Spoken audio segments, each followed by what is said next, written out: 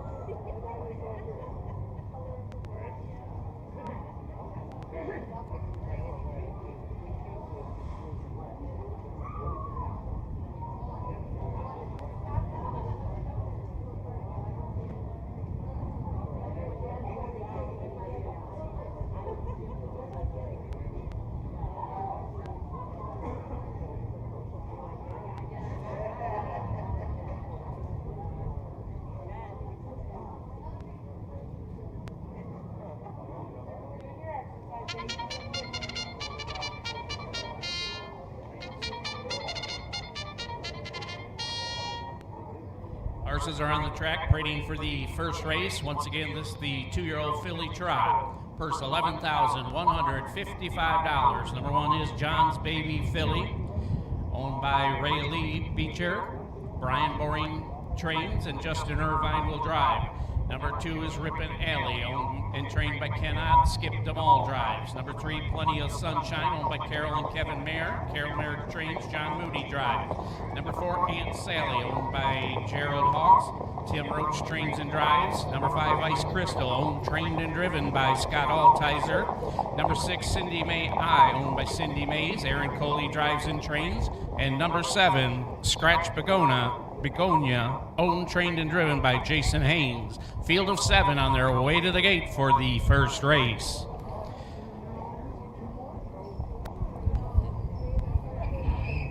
The 6 and 7 both start from the second tier. Horses score 5 wide here at Hastings, so 6 and 7 will be in the back tier.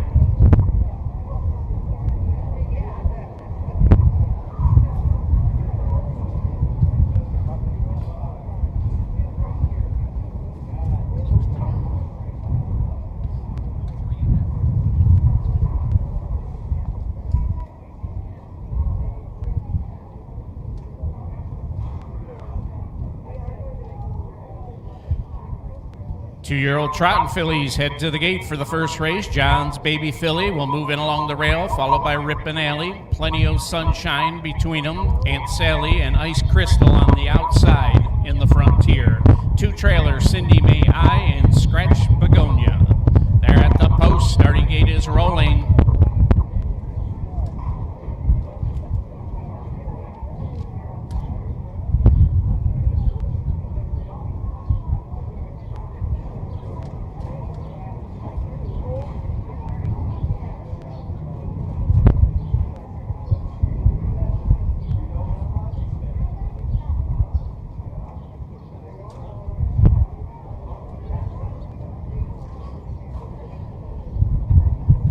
Two-year-old filly trotters are all lined up, set for a start. They swing into the stretch, and here they come for the first race.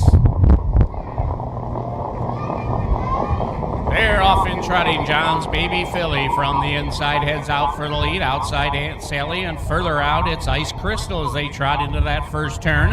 As they race around that first turn, but John's Baby Filly comes out on top. On the outside, Ice Crystal nicely into the 2-hole there. They're followed over to the backstretch by Rippin' Alley, who trots in third, but now gets rough-gated and goes off stride. Outside, Aunt Sally is racing in fourth. Paired up on the inside, Cindy May I. These two race as a team as they race over to the opening quarter. Racing along in fifth there, it's Scratch Begonia. 6 is Plenty of Sunshine, and the trailer after the miscue there was Rippin' Alley. They trotted past the opening quarter, and on the front end, John's Baby Filly. 31-4 the opening quarter for the 2-year-old fillies. With that lead, John's Baby Filly Racing right there, Ice Crystals, a tighter second, then it's a couple lengths back to find Cindy May I, trotting along nicely in third. Fourth is Scratch Begonia up on the outside. Aunt Sally, who had made a miscue around that turn, is now back up into fifth. They're followed by Plenty of Sunshine and Rippin' Ellie. 2-year-old filly trotters into that turn and over to the back stretch for the final time. John's Baby Filly has the lead, the half, 102 and 4. They're strolling along pretty brisk on the front end. John's Baby Filly has the lead. Giving chase, though, Ice Crystal a couple lengths back. Then it's some 3 or 4 to find Cindy May I along the rail in third. Scratch Begonia, they race past the 3/4, and Aunt Sally are the top 5. The trailers are Plenty of Sunshine and Rippin' Ellie. They race past the 3/4 and still on the front end. John's Baby Fillies. The strides are shortening now as Ice Crystal's up on the outside. 3/4 trotted, 134 and 4. Out of the turn and in the stretch they race, but digging back, John's Baby Filly. John's Baby Filly is standing tall, racing through the stretch. John's Baby Filly will win it. Ice Crystal second. Third goes to Cindy May I, followed under the wire by Scratch Begonia, Aunt Sally in fifth. 6 goes to Rippin' Alley. And 7th, Plenty of Sunshine.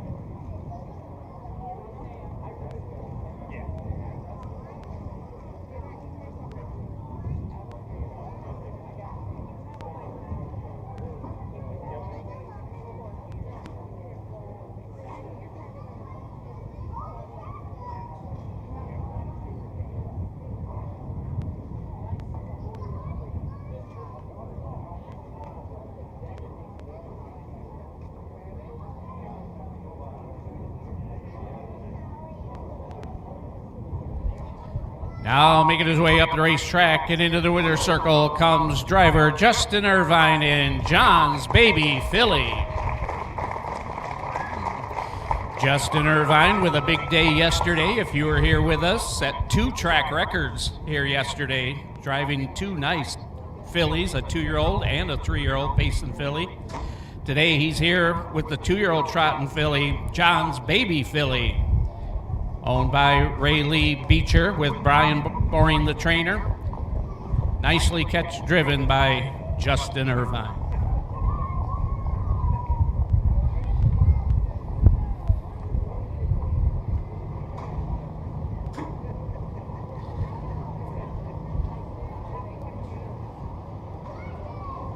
How about a nice send-off for first race winner, John's Baby Filly, and driver Justin Irvine.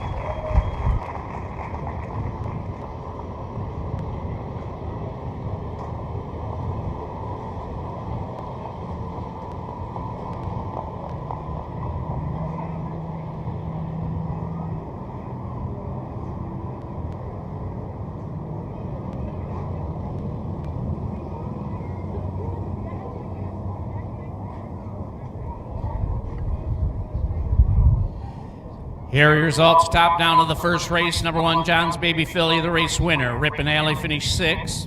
Plenty of Sunshine 7. Aunt Sally 5. Ice Crystal 2. Cindy May I 3. And Scratch Begonia 4. So top down 1, 6, 7, 5, 2, 3, 4 in the bottom. Trotted the opening quarter in 31 and 4. The half in 103 and 4. 3/4 in 134 and 4. Nice mile. 204 3/5. Turning over to the second race. At this time we have no changes. It'll be the first division of 2-year-old colt trotters. A field of 5 will be coming out shortly for the second race. Horsemen calling your horses for the second race.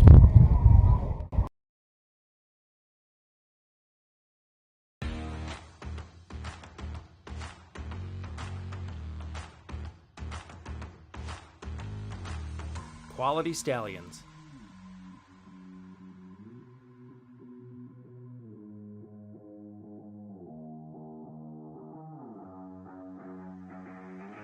Cutting-edge, full-service breeding and foaling facility.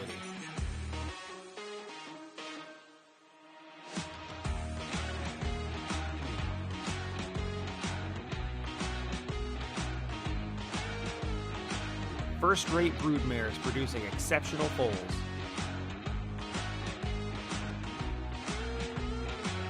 First home to multiple state champions, including 3-year-old pacing filly Grey Lingerie. Caring people with decades of experience. Class, affordability, superior service. Snow Ridge Farm.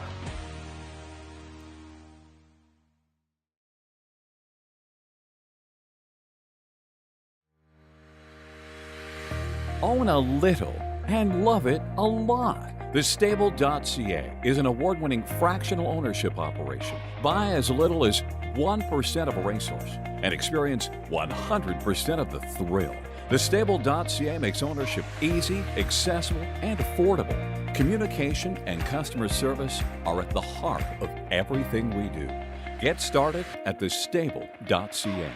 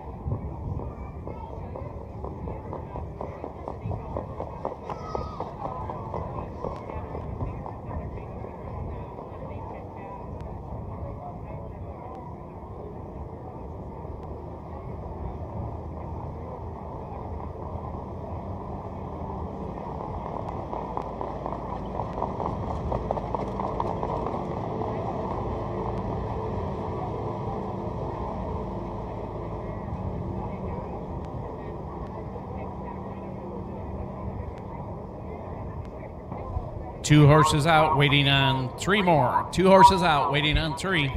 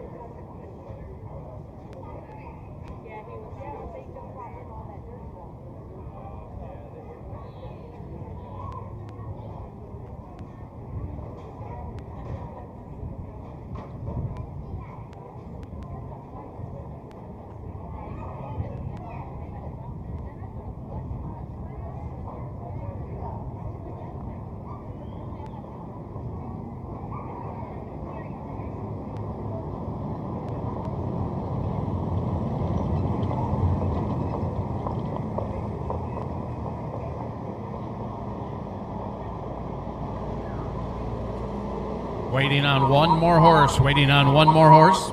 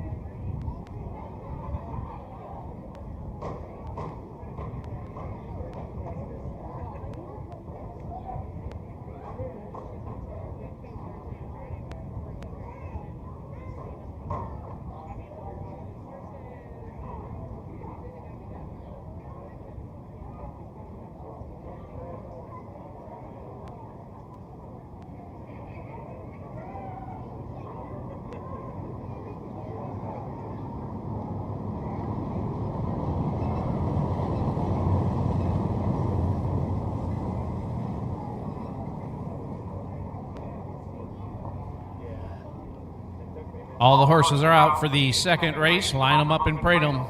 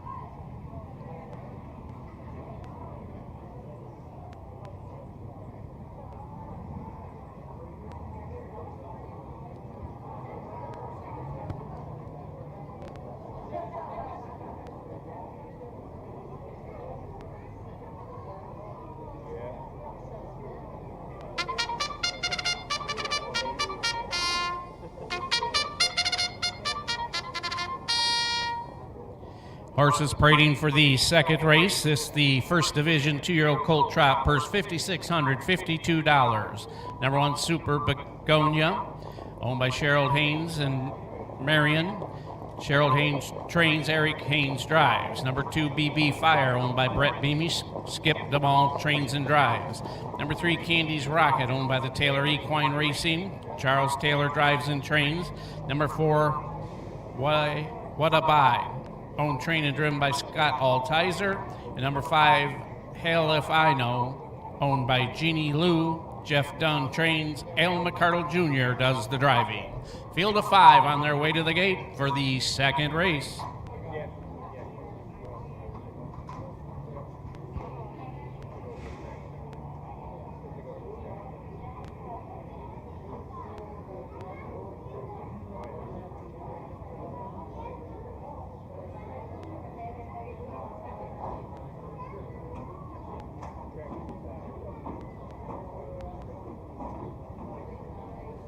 Two-year-old colt trotters head up the back stretch and into the hands of the starters. Super Begonia from the rail, BB Fire.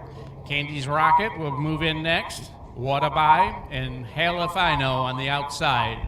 All 5 on the gate. They're at the post. Starting gate is rolling.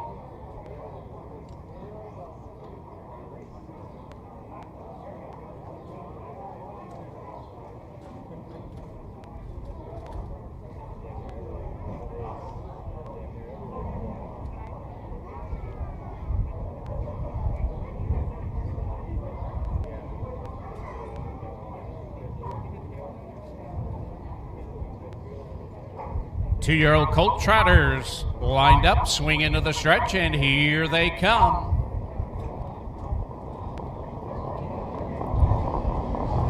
They're off in trotting, but off stride went Hell If I Know. The rest are sent into the first turn. Super Begonia from the inside. Candy's Rocket babied into that turn, racing in second. Now off stride went What a Buy. Racing around that turn, also off stride is Super Begonia. They race over to that opening quarter, and plenty of confusion around that turn, but Candy's Rocket comes out on top and has the lead by some 5 lengths. BB Fire is trotting along the rail in second. Hell If I Know is up on the outside, back in gear, and racing up on the outside third as they race past the opening quarter. Fourth is Super Begonia, and it looks like What a Buy has had some issues and is pulled up and out of the race. They race past that opening quarter, and on the front end, Candy's Rocket continues to lead by some 2 lengths. The opening quarter in 33 3/5. On the outside, Hell If I Know is still grinding away as BB Fire is to his inside, is racing in third. Then it's some lengths back to Super Begonia racing fourth as they race through the stretch. Hell If I Know once again goes off stride.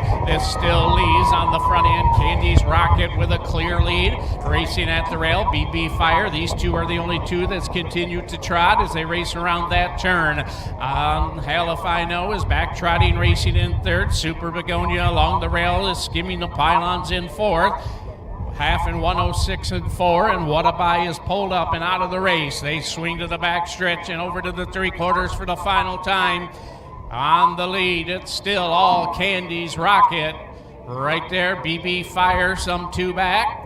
Hell If I Know's trotting in third, and Super Begonia. As they race into the final turn, it's Candy's Rocket who continues to lead. BB Fire still trotting along in second, and Hell If I Know is closing in from third. As they race by the 3/4, 139 and 1, and now here comes BB Fire to the outside to challenge Candy's Rocket. These two have hooked up as they race into the stretch. They're now heads apart on the outside. BB Fire forges his way to the front and will win it. Second, Candy's Rocket. Third is Hell If I Know. Fourth will go to Super Begonia.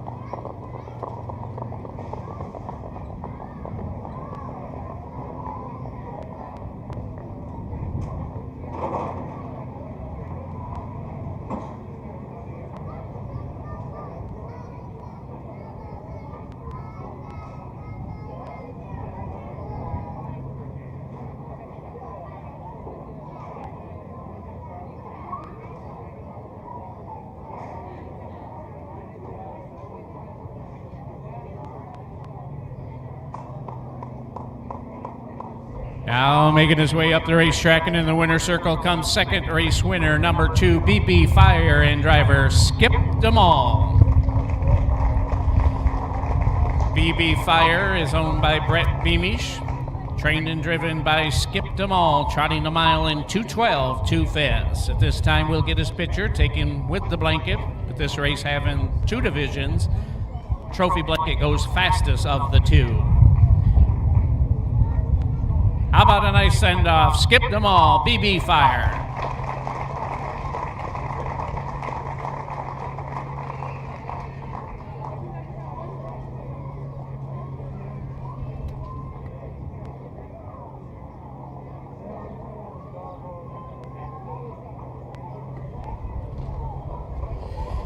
Here are results for the second race. Super Begonia 4, BB Fire the race winner, Candy's Rocket 2, What a Buy pulled up, did not finish, and number 5, Hail If I Know 3.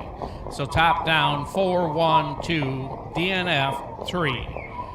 Quarter in 33 and 3, the half in 106 and 4, 3/4 in 139 and 1, the mile 212 to Fizz.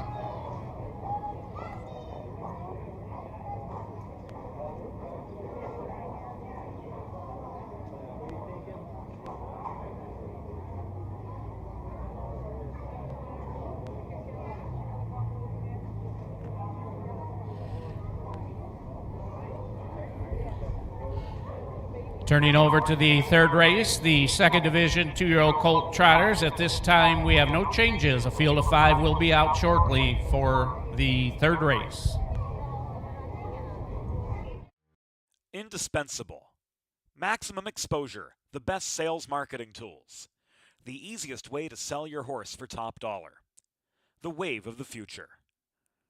Since holding their first sale 20 years ago, OnGate.com has become harness racing's leading marketplace, with over 13,000 registered users buying and selling racehorses and bloodstock through daily online auctions.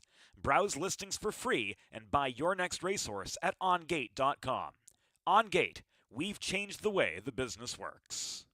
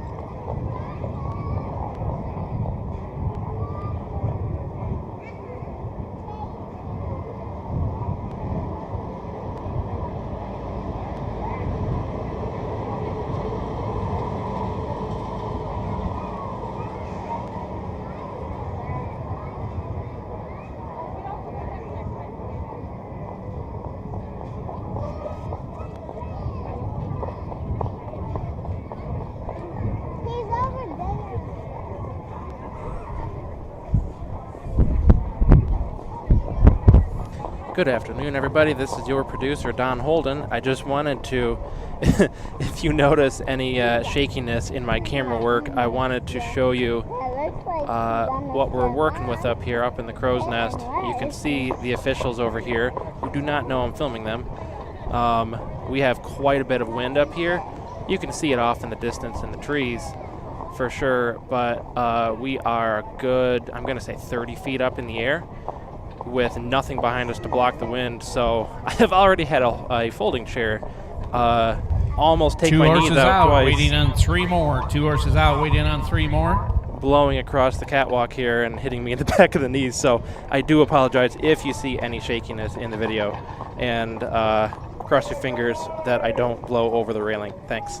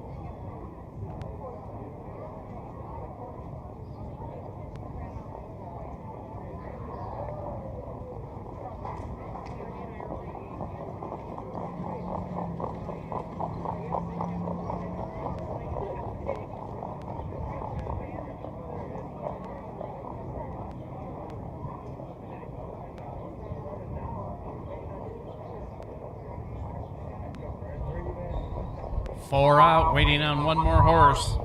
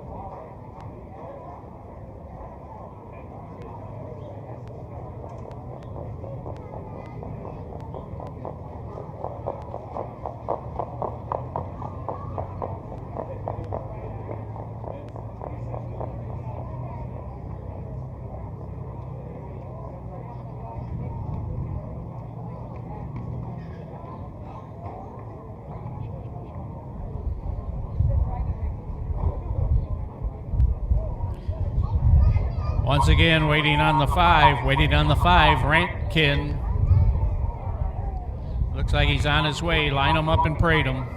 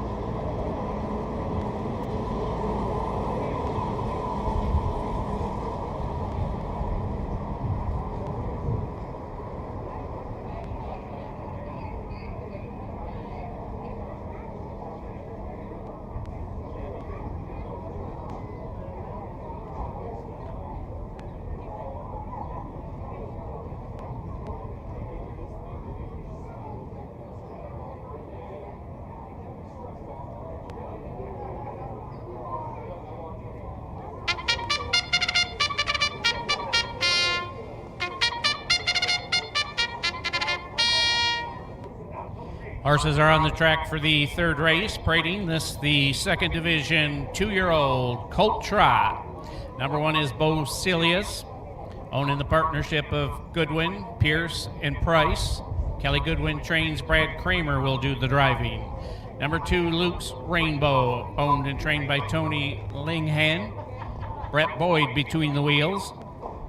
Number 3, Bo Runchkin, owned in the partnership of Roach, Hathaway, Chestnut Acres, along with Mathley.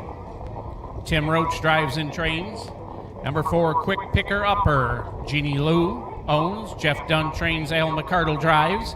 And number 5, Retkin, will join the others in the backstretch, owned and trained by Judy Ruchner, Justin Irvine to drive. Once again, the 5 was excused from the post parade and will meet the others in the backstretch and head to the gate.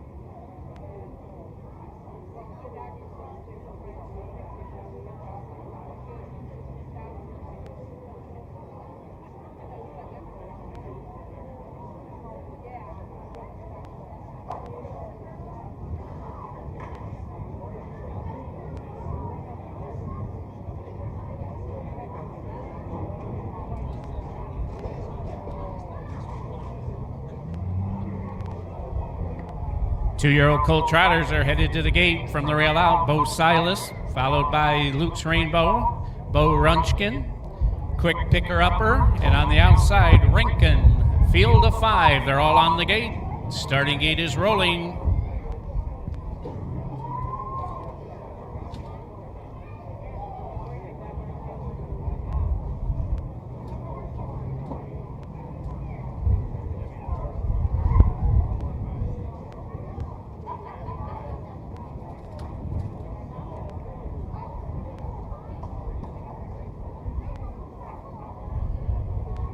Two-year-old Colt Trotters are lined up behind the gate. They swing into the stretch, and here they come.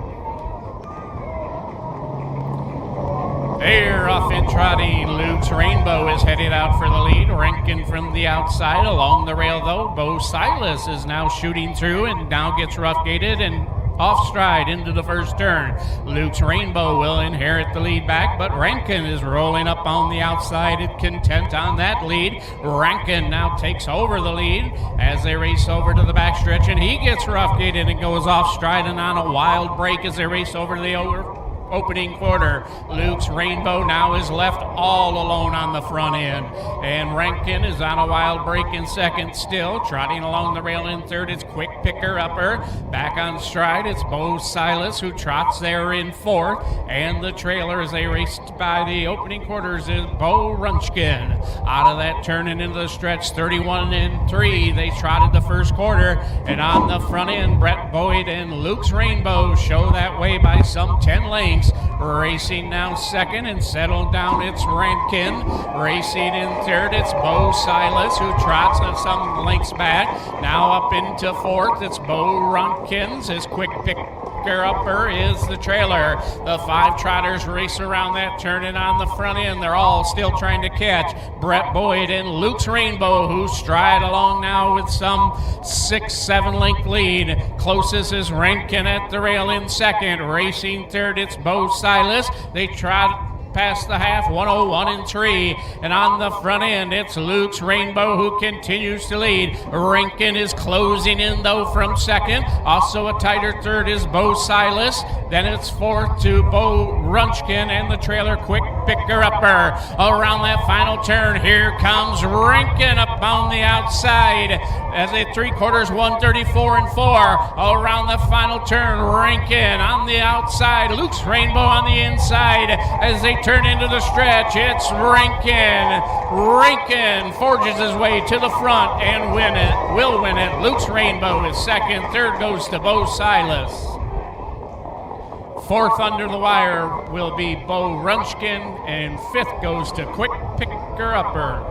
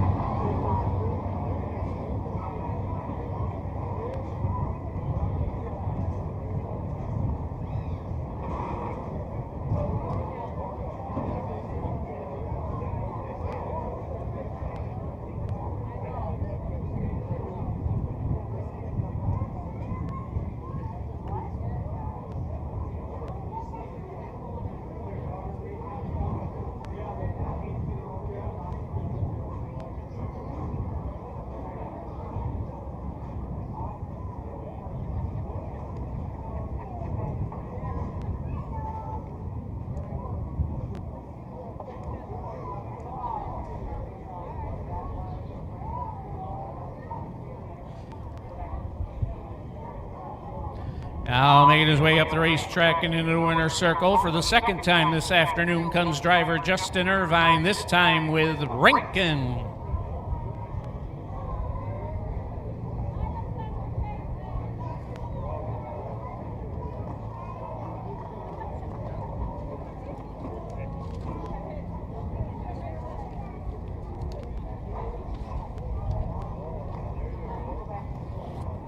Rankin is trained by Judy Rogner, Croswell, Michigan. Once again driven this afternoon by Justin Irvine, trotting a mile 2:05, 1/5, 2:05.1.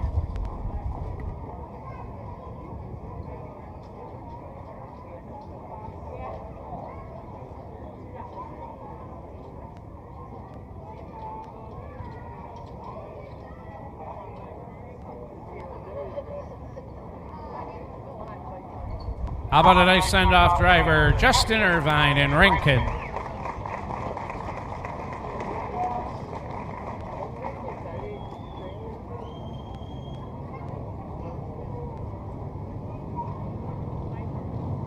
Here are results top down. Bo Silas 3, Luke's Rainbow 2, Bo Runchkin 4, Quick Picker Upper 5, and Rankin the winner. Top down 3, 2, 4, 5, 1 on the bottom.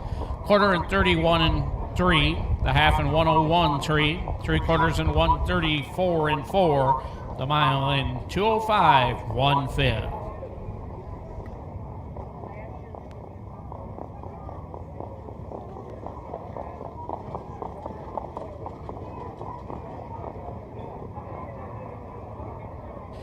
Turning over to the fourth race. Fourth race is 2-year-old Philly Pacers switching gears and over to the Pacers. At this time, we have 2 drivers changes. Bunker Hill Lil, the driver be Brad Kramer. Brad Kramer drives the 2. Number 5, Tough Taffy, the driver will be John Moody. And it looks like we will be looking for a driver for the 1. TBA.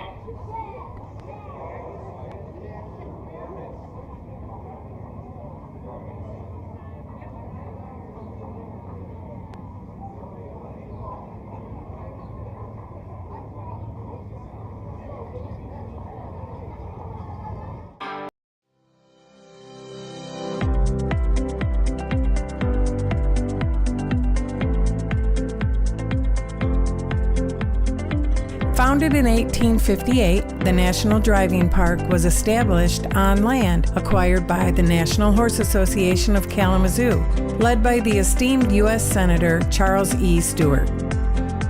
During its peak, the National Driving Park became one of Kalamazoo's most popular attractions. Horse racing enthusiasts from all walks of life flocked to the track to witness thrilling races and exhibitions. The grounds were also used for other events, including Civil War training, hosting the state fair, and even welcoming the Buffalo Bill Wild West show. In 1884, a streetcar line was established, connecting downtown Kalamazoo to the National Driving Park, providing a convenient means of transportation for visitors. On October 15, 1858, the first racing event took place at the National Driving Park, attracting many locals due to the popularity of harness racing. Local citizens supported their track, with many gambling their wages on the outcome of races. The most famous horse race ever held at the National Driving Park occurred on October 15, 1859. In front of a huge crowd, Flora Temple established a new world record of 2 minutes, 19 3/4 seconds. She was followed home in this record run by Princess and Honest Anne. Many Eastern horse racing enthusiasts initially refused to believe that a 220 mile could have been set in the small western town of Kalamazoo. They challenged the time, claiming that the track must have been laid out improperly and that it was not a full mile in length. This debate lasted several years until a well-respected railroad surveyor came to Kalamazoo to measure the track. He found it to be 2.5 feet longer than 1 mile, thus making Flora Temple's record official. The last horse race was held in 1886. The legacy of the National Driving Park and the remarkable horses, including Peter the Great and Flora Temple, that graced its tracks continue to inspire and captivate horse enthusiasts to this day.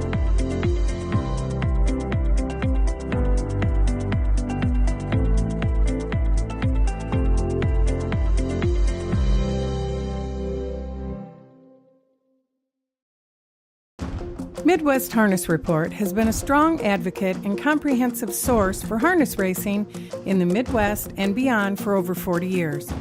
With owner-editor Tim Conkle leading the way, Midwest Harness Report brings you the latest news, information, schedules, and stats. Uncover remarkable stories about the people and horses at the core of harness racing. Midwest Harness Report reaches thousands of subscribers every month. For advertising and subscription inquiries, call 765-212-1320 or visit MidwestHarnessReport.com.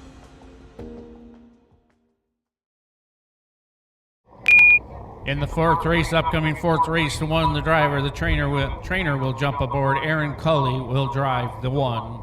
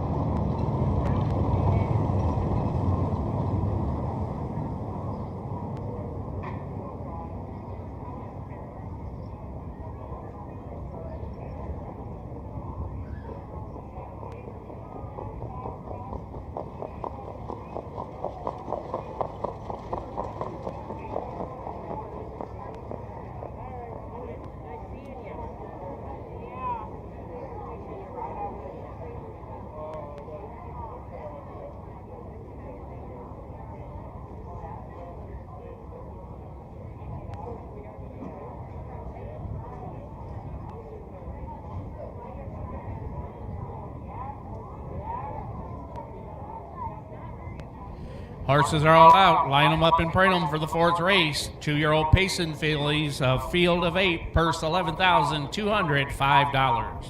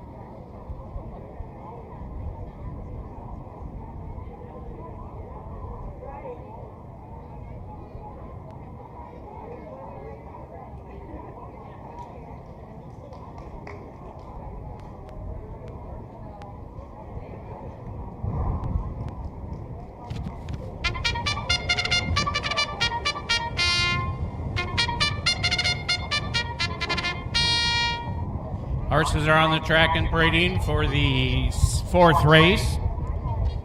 The 2-year-old filly pace 1 division, purse $11,205. Number 1 will be Girl Riding Shotgun. Aaron Cully drives, trains, and owns. Number 2, Bunker Hill, owned and trained by Gene Miller. Brad Kramer to drive. Number 3, Moonlit Money, owned by Ron Davis. Skip Them All drives and trains. Number 4, Mother Mary, Joe Casagranda, owns, trains, and drives. Number 5, Tough Taffy, with Irene Mapes, the owner, Rex Mapes, the trainer, and John Moody to drive. Number 6, Go Go Lila Jane, owned by Ted Boschma. Kent Hess trains, David Lake drives. Number 7, Bluebird, owned by Krista Harmon, who also trains. Don Harmon drives. And number 8, Gin Always Gin, owned in the partnership of Lamar, along with Brochure Hatch Racing. Tim Roach drives and trains. Field of 8 2-year-old Payson fillies are on their way to the gate for the 4th race.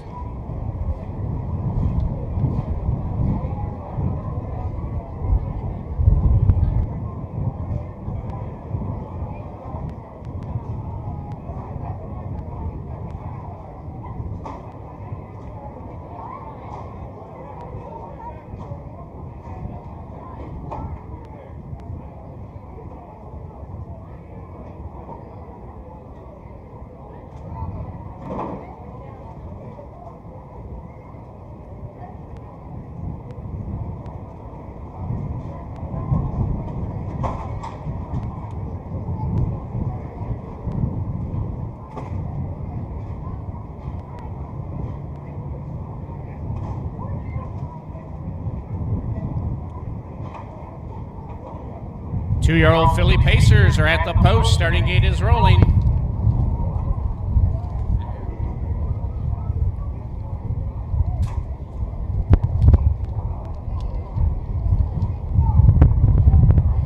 Fillies swing into the stretch for a start, and here they come. They're off in pacing. Girl riding shotgun shoots right out for the lead. Racing on the outside, Mother Mary looks for a seat from the back tier. Go Go Lila Jane is away now, racing in second, as Mother Mary has slid over to the rail, racing in second. Racing in fourth, it's Bunker Hill Lil. As they head over to that back stretch, they're followed by Bluebird, is rough gated and now went off stride. Now inherited in that position will be Moonlit Money. They race over to the opening quarter, and on the front end, Girls Riding Shotgun has the lead. Go Go Lila Jane is right there in second. Mother Mary races along the rail, racing in third. Racing fourth, it's Bunker Hill Lil. Now tightening in from fifth, it's Skip Them All with Moonlit Money. He's a little bit closer. Racing sixth, it's Gin Always Gin. And John Moody, the quarter 31-1. And Tough Taffy, and pulled up out of the race is Bluebird. Bluebird has pulled up. The rest of the fillies race past us on the front end. It's Girl Riding Shotgun has the lead, but up on the outside, here comes Mother Mary, and she's in a hurry for that lead. These two are going at it around that turn. Mother Mary on the outside, Girl Riding Shotgun. These two slugging it out as they swing over the backstretch the final time. Also into gear, here comes Bunker Hill Lil up on the outside in third. Racing fourth under Jingo Go Lily. The half is paced 105-2. Down the backstretch past the three quarters, Girl Riding Shotgun has the lead. Mother Mary slid back over to the rail, but now comes back up out of the two-hole. They race around that final turn. Right there, Bunker Hill Lil. Also fourth, Go Go Lila Jane as they race around that turn. Racing in fifth, it's Moonlight Mother. Out of the turn and into the stretch they pace. It's Girl Riding Shotgun has repelled the challenge. It's Girl Riding Shotgun who cruises home a winner. Mother Mary will be second. Bunker Hill Lil third. Fourth goes to Go Go Lila Jane. Fifth under the wire, it's Moonlit Money.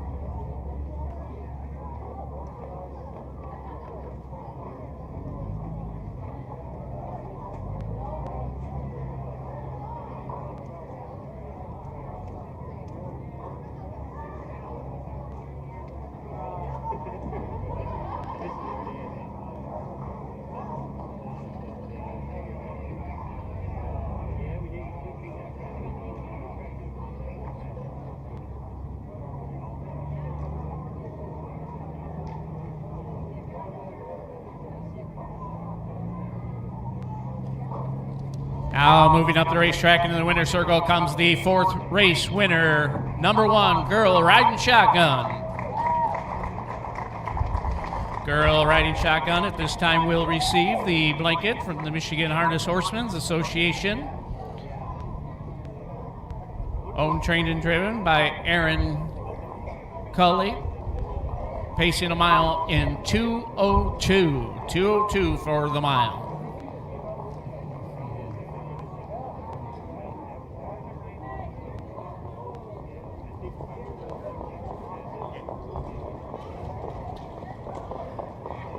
How about a nice hand for Girl Riding Shotgun?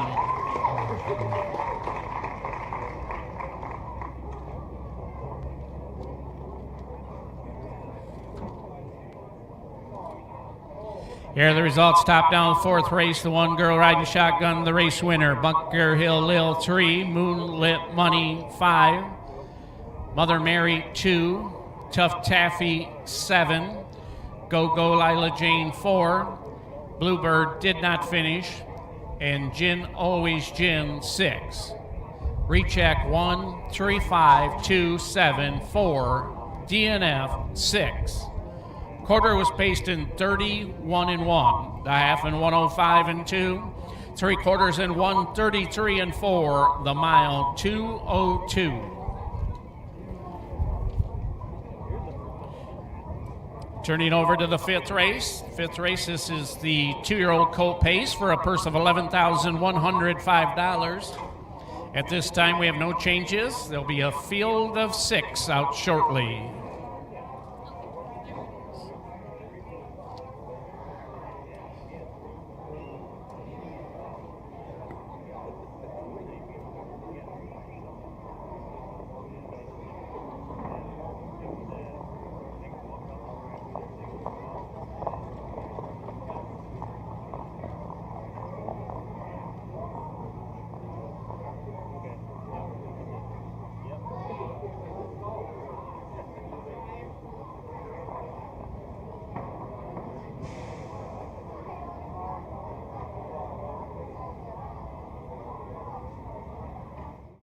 Hey everybody, we are with Tim Woodard. He is the starter at most of the fairs, if not all of the fairs in Michigan.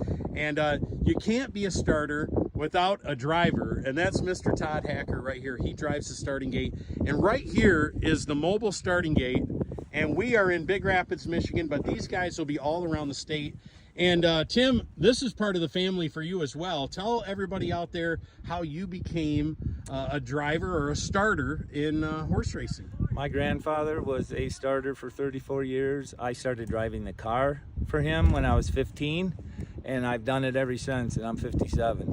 Well, 4 years ago, I became the starter from Joe Hollenbeck, who I bought this car from.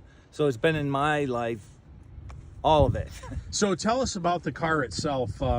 It's got wings on here where you can start 5 wide. How do you get up and down the highway? I trailer it. Now, back years ago, when my grandfather, I drove it from fair to fair, and it was this 1965 Buick Wildcat convertible. It was nice. But this one I trailer, and I have extensions on here that I can start 9 horses wide if ever.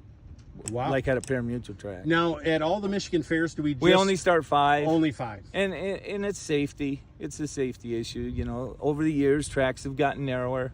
So 5 is all we really want. Yeah, so when you're starting, like the first race tonight is a 2-year-old filly trot, how do you start? Is the gate going to go faster with a filly trotter than, say, a 3-year-old colt pacer? No, it's quite a bit slower, actually. But you kind of grade the horse when they're coming to the gate. You can tell if they want to go. Like last week, we were in Charlotte. They didn't want to go much, so we didn't. Right. But then there's others that, like you said, the 3-year-olds, when they get on that gate, we're going. They want to roll.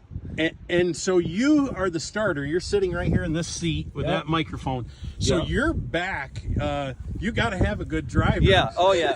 You put a lot of trust in your driver. You don't want somebody just off the street. Right. Like Todd's been around the business all his life, so it was nice. Other than we picked him up. Off the street for real. So, but see, I control the gas. Oh, the gas is back here. Until we say go, then Todd takes over. Wow. So is that a little unusual or a little uncomfortable when you're driving, but you don't? All you're doing is steering. Somebody else. All you're doing is steering. You have no control of the brake or the throttle. So do you guys probably have to communicate back and forth what's going on? Because obviously you're looking out back, you're looking forward. And we've had that issue where somebody came out of the grandstands and we're coming with a field of horses, and if he doesn't see them, might not be good. Yeah. You So know? how many years have you been driving the car? 4 4 years. Has any issues that have come up or anything? We had one issue last year at Hart that a driver fell off the bike and the horse got loose. We did kind of chase the horse around the track. I mean, to avoid other. Try to keep people correct. safe. Mm-hmm. That's what the goal. And the other thing that's got to be really tough for both the driver and for you is we see a lot of the track conditions can change. Like we were at Charlotte the other day. A track can get muddy in a hurry, and obviously if you can't control the car, you can't really start the races. And a lot of times when it does get muddy is when you have the arms open, but when that weight transfers, that's when it throws the car off. But Charlotte, the track was good. The rain didn't hurt it, but some fairs, if it rained a little bit, you wouldn't be racing. So it was nice that we got to race those. Well, Timmy and I have been up in this Big Rapids part for a long time. A lot of memories here. Big Rapids, a huge supporter of horse racing. One last question is for you guys. The other day, Senator Hertel hopped in the car with you guys. He is the sponsor of one of our legislative bills. And what kind of vibe did you get from him? We really enjoyed talking with him. He has some great ideas. He's gung-ho about our sport, and it was really nice to have someone like that want to have horse racing. Yeah, we need all the help we can get. You guys, you made for some good times for him for a little while anyway. He made it for us too. Yeah. You know, he was willing to talk about stuff. Sometimes we get people in there and they ask a lot of questions, and sometimes some don't. He was very open and forward. Yeah. You know, the one thing that I think came up is that horse racing has so many jobs associated with putting on the races, like yourself, you guys, and all the economies. And I know he was looking out into the infield there, and I said there's probably $2 to $3 million worth of trucks and trailers out there. And I think that's one of the obstacles with the legislators is they don't really understand all the economics that come in to the racing business. It goes all the way from your feed mills to the vet to your blacksmith. Yeah, to your tooth dentist. Yeah, your tooth fairy. Exactly. I mean, tooth fairy. Everything is. I mean, there's a lot to it. It does, and hopefully we'll keep working forward. We're going to talk more about that legislation in another video, but we got some pieces of legislation that are moving forward and hopefully just propel this business again. I know for all of us, we've been part of this business for a long time. We've seen it go down. Right. Now we're trying to fight our way back up, and we're going to get this done. But look out for these guys, Tim and Todd, at your local Michigan Fair, and thanks for the time, guys. Thank you. Thank you. Thank you.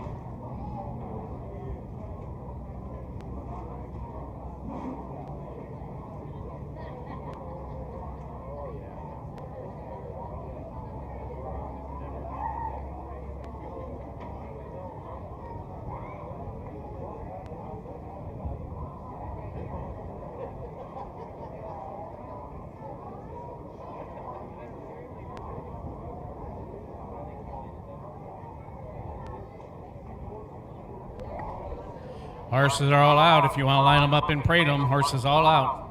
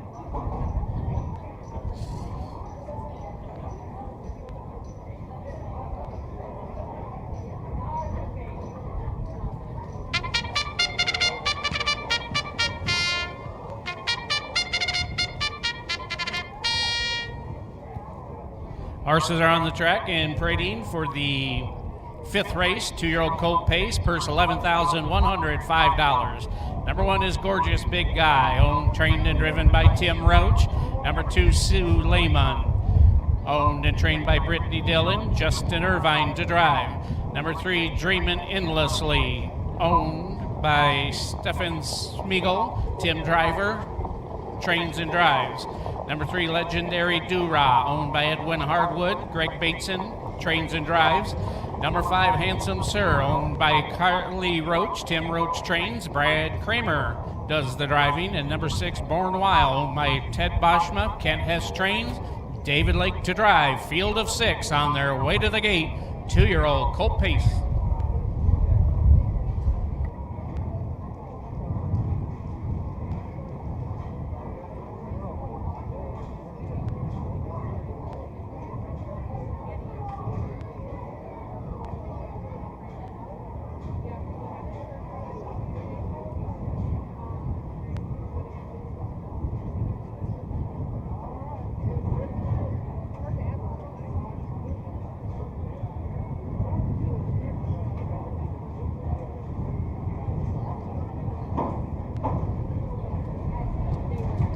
Two-year-old Colt Pacers are headed to the gate. Rail out, Gorgeous Big Guy.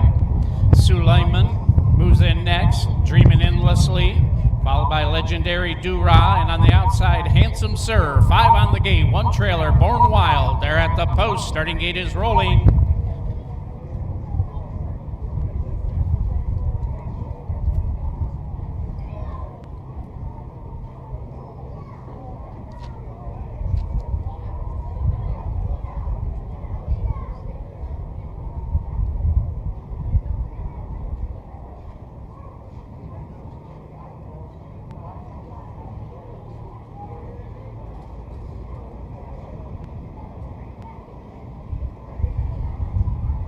Two-year-old Colt Pacers lined up for a start, and here they come.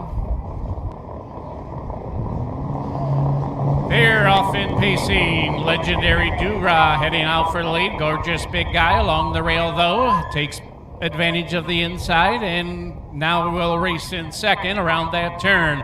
They're followed third by Born to Wild from the back tier. He's positioned in third. Racing in fourth, it's Handsome Sir as they swing over the back stretch. Now the give and go, the retake. Here comes Gorgeous Big Guy back to the front end, but there's going to be more movement because here comes Born Wild. Third, second, Born Wild just like that takes over the lead and now opens up a link. Gorgeous Big Guy had to yield and race along in second. Racing under a firm hold, Legendary Doo-Rah racing in third. Tight fourth right there, it's Handsome Sir. Then it's a gap back a little bit to find Born Wild as they race by the quarter in 31 and 3.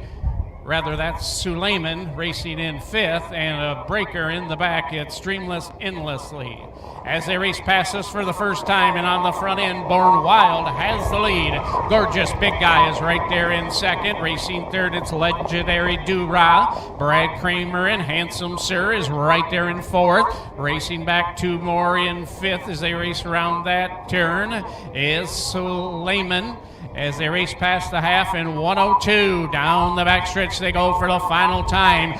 Born Wild continues to lead. Gorgeous Big Guy trying to give chase in second. Up on the outside now, Handsome Sir is racing in second. Is out of the pocket. Here comes Gorgeous Big Guy to try the leader, but it looks like Born Wild just opens it up now. Has a 2-length lead. Gorgeous Big Guy at the rail, back to second. The 2 on the backside, Legendary Doo-Rah, and racing on the outside of him, Handsome Sir. Out of the turn and into the stretch they race. It's all Born Wild. Born Wild will be home a winner. Second, Gorgeous Big Guy. Third goes to Legendary Doo-Rah over Handsome Sir. Fifth will be Suleiman, and sixth, Dreamin' Endlessly.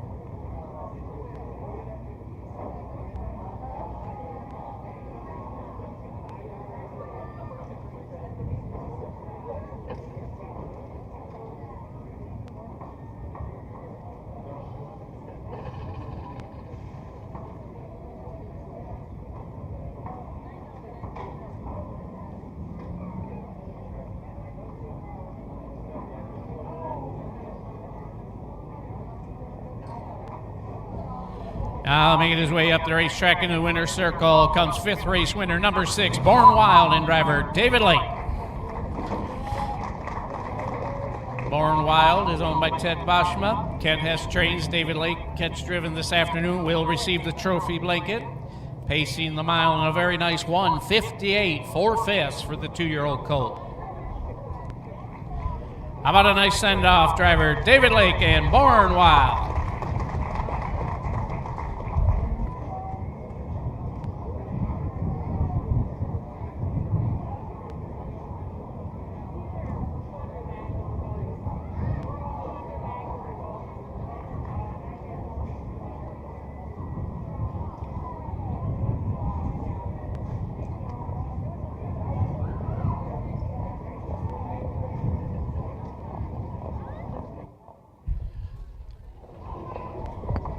Here are the results. Top down to the 5th race. Gorgeous Big Guy 2, Suleiman 5, Dreamin' Endlessly 6, Legendary Dura 3, Handsome Sir 4, and Born Wild the race winner. Recheck top down 2, 5, 6, 3, 4, 1 on the bottom. Quarter in 31 and 3, the half in 102, 3/4 in 131 and 2, the mile 1:58, 4/5.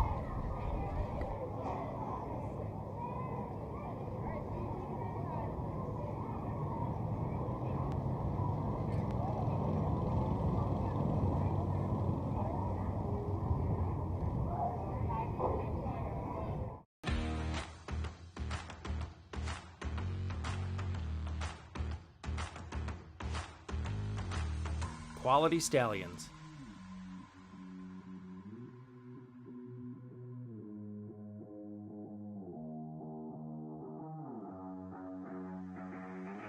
Cutting edge, full service breeding and foaling facility.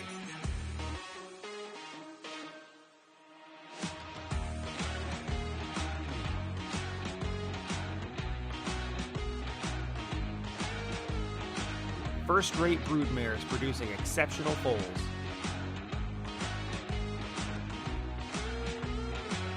First home to multiple state champions, including 3-year-old pacing filly Grey Lingerie.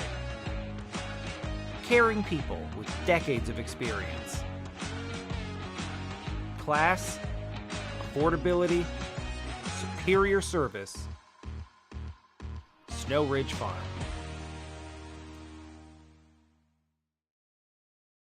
Indispensable. Maximum exposure, the best sales marketing tools. The easiest way to sell your horse for top dollar. The wave of the future.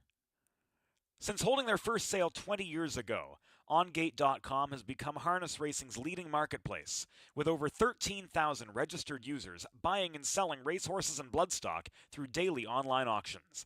Browse listings for free and buy your next racehorse at OnGate.com. OnGate, we've changed the way the business works.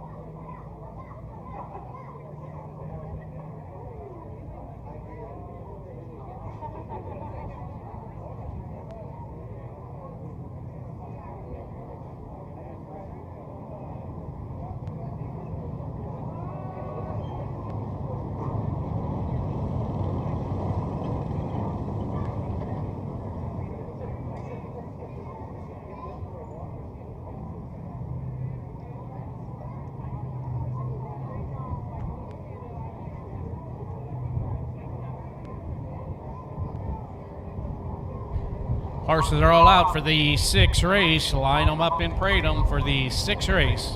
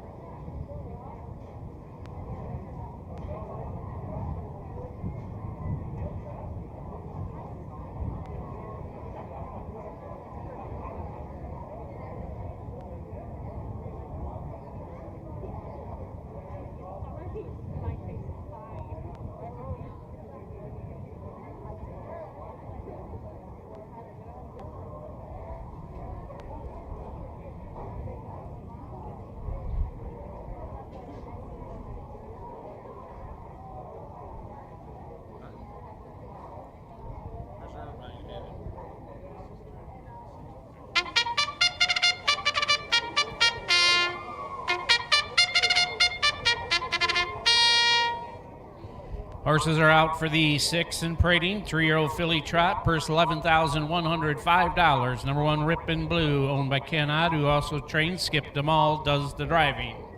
Number 2, Little Miss Muscle, owned, trained, and driven by Scott Hayden. Number 3, Ava Marie, owned by Jacob Hawks. Tim Roach does the training and the driving. Number 4, It's Wine Time, owned by the partnership of Schaefer, along with Thielen and Permico. Al Tomlinson trains Brad Kramer, the driver. Number 5, Blue Rose Divine.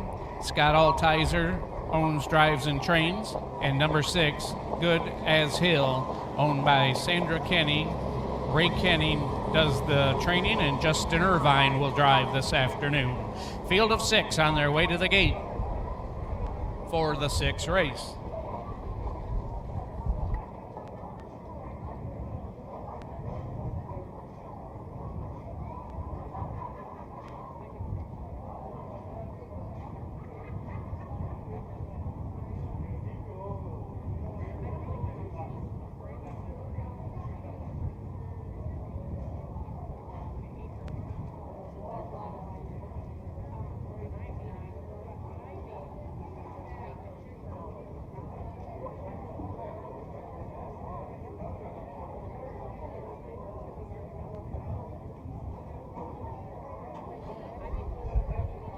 Filly Trotters head to the gate for the 6th race. Rippin' Blue moves in. Little Miss Muscle, Ava Marie. It's Wine Time, and on the outside, Blue Rose Divine. All on the gate. 1 trailer, Good as Hill. They're at the post. Starting gate is rolling.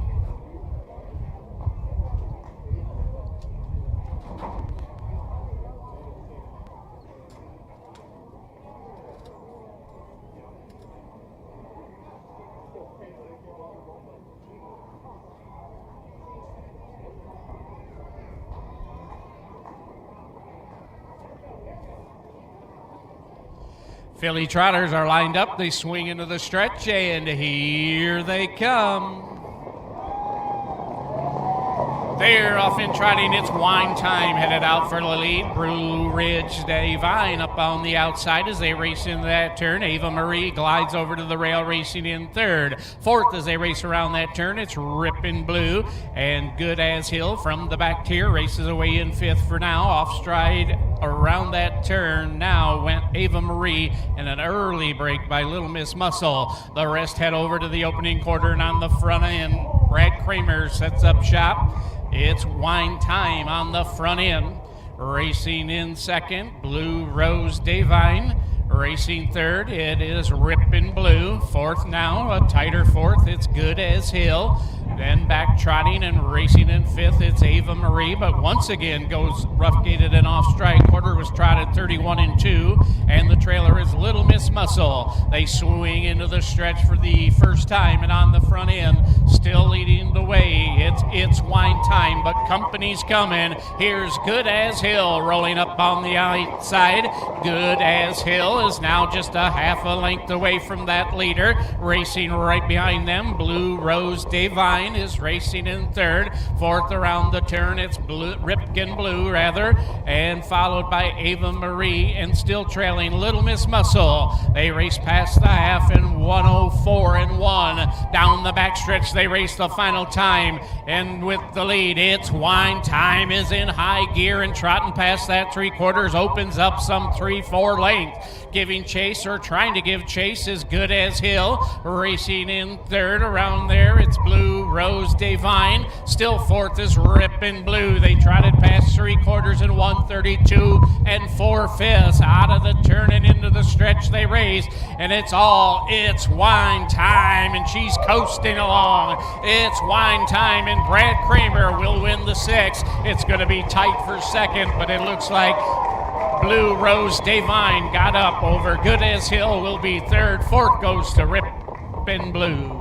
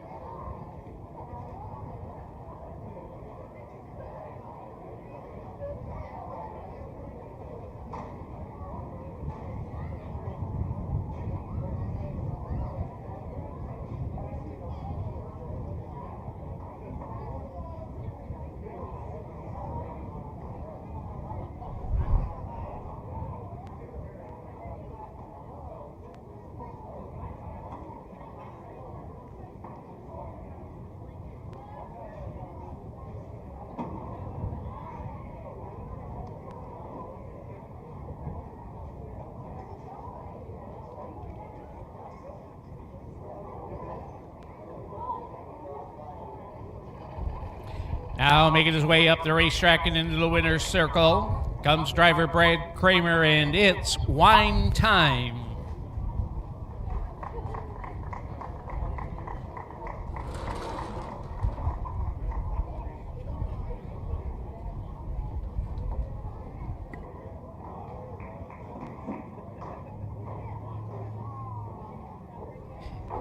It's Wine Time, owned in the partnership once again of Schaefer, Thielan, and Pernicario.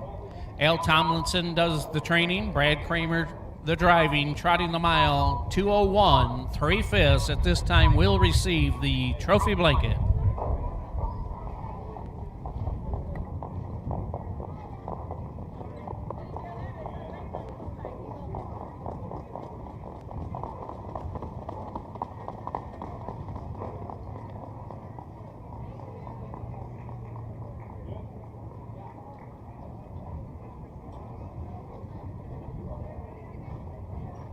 How about a nice send-off for driver Brad Kramer, and it's Wine Time.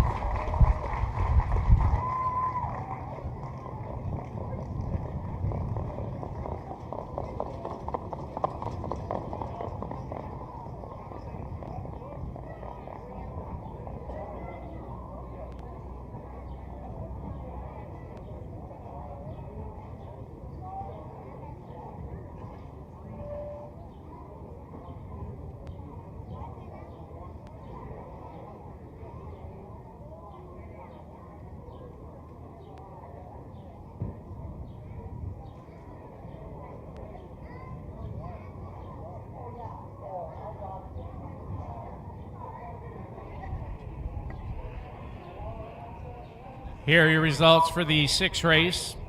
Rippin' Blue 4, Little Miss Muscle 6, Ava Marie 5. It's Wine Time, the race winner. Blue Rose Devine 2, Good as Hill 3. So top down 4, 6, 5, 1, 2, 3 in the bottom. Quarter was trotted in 31-2, the half in 1:04.1. 3/4 in 1:32.4, the mile 2:01 3/5.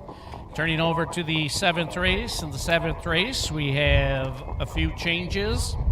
You may scratch. Number 2, Big Mass, is scratched. Scratch the 2. Number 4, I'm Not Playing. The driver will be Don Harmon. Don Harmon drives the 4. Number 5, Dirty Dingus McGee. The driver will be Cody Massey. Cody Massey drives the 5. Calling your horses for the 7th race. Horsemen calling your horses for the 7th.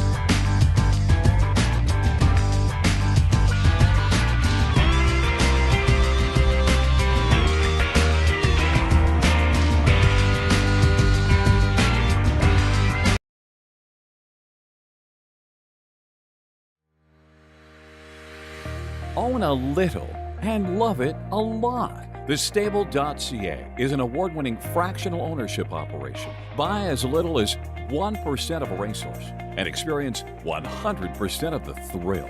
TheStable.ca makes ownership easy, accessible, and affordable. Communication and customer service are at the heart of everything we do. Get started at TheStable.ca.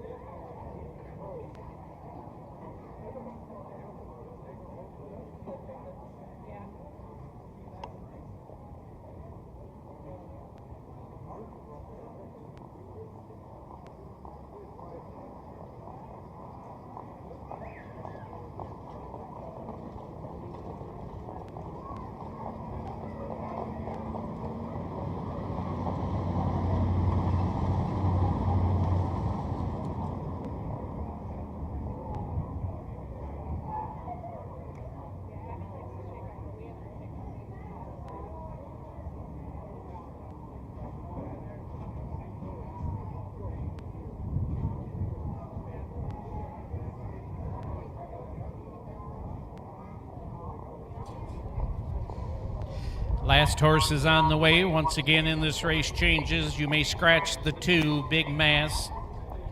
2 has been scratched. Don Harmon drives the 4, I'm Not Playing. And the 5, Dirty Dingus McGee. The driver will be Cody Massey.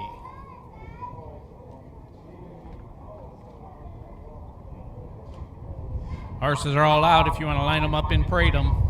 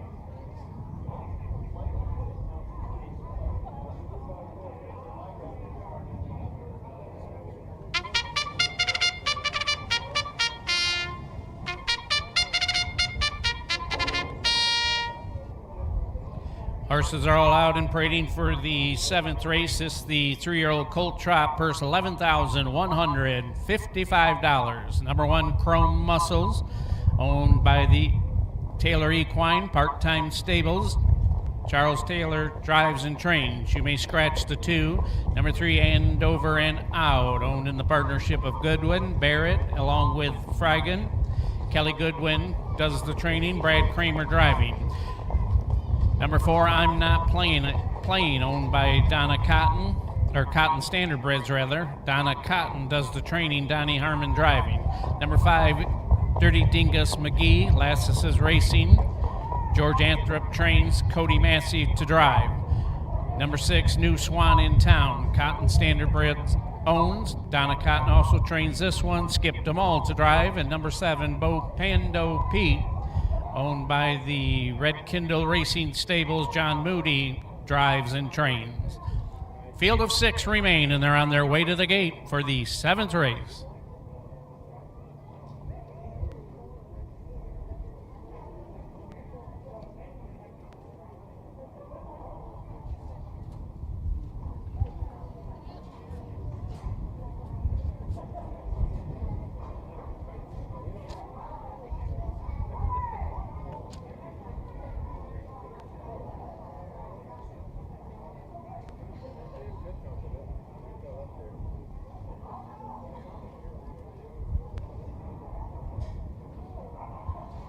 Three-year-old Colt Trotters head to the gate from the rail out. Chrome Muscle and Over and Out will move up next. I'm Not Playing and Dirty Dingus McGee will all be on the gate. 2 trailers, New Swan in Town and Bo Pando Pete. At the post, starting gate is rolling.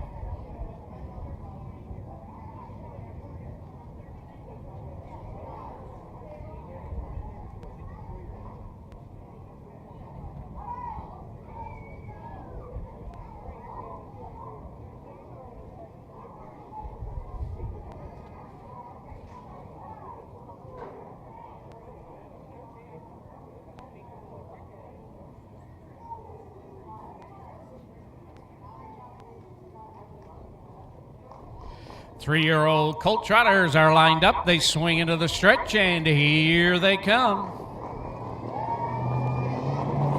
They're off and trotting in Andover and Out. pushes the gate away and heads over to the rail and into the lead. I'm Not Playing will drop in second, but up on the outside, Dirty Dingus McGee is advancing out there. Around that turn, off stride went Bo Panda P. Also off stride, Chrome Muscles trotting through on the rail. It's New Swan in town to take over fourth. They head over to the backstretch and there's action up front. The two are heads apart. On the outside, Dirty Dingus McGee at the rail though, and Over and Out is still maintaining that lead as they trot past the opening quarter. Watching these ones from right there in third, it's I'm Not Playing. Behind them, racing in fourth, it's New Swan in town, and the trailers after the breaks are Chrome Muscle and Bo Panda Pete. Opening quarter was trotted in 29 seconds flat. They race into the stretch the first time. These two are still going at it. On the front end though, and Over and Out has the advantage. Dirty Dingus McGee on the outside. I'm Not Playing racing along in third. Fourth is New Swan in town, followed by Bo Panda Pete, and the trailer is Chromed Muscles. Around that turn, they racing over to the back stretch. They were at the half in 58-1, and Over and Out is rolling on the front end. Now slipping through on the inside, it's I'm Not Playing is taken over second as Dirty Dingus McGee begins to tire in third. Up on the outside, here comes New Swan in town racing in fourth. Up the back stretch, followed by Bo Panda Pete and Chrome Muscle. Around the final turn, they trot on the front end, and Over and Out. The quarter, how about 1:27 flat, 3/4 out of the turn and into the stretch they race. It's all and Over and Out, and Brad Kramer strolling away. It's and Over and Out will coast home a winner. Second is I'm Not Playing. Third, Dirty Dingus McGee, followed by New Swan in town.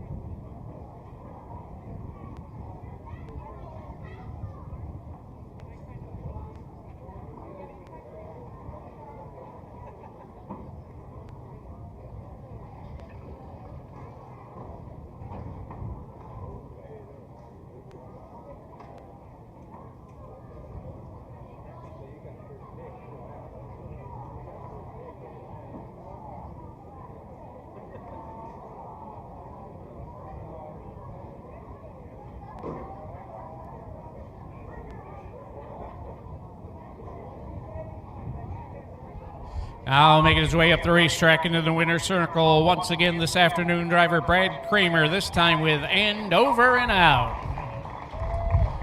And Over and Out trotting a very nice 1:57 flat. Owned in the partnership of Kelly Goodwin along with Tom Barrett, Patricia Freigen. Kelly Goodwin does the training once again. Brad Kramer, the driving, will receive the trophy blanket.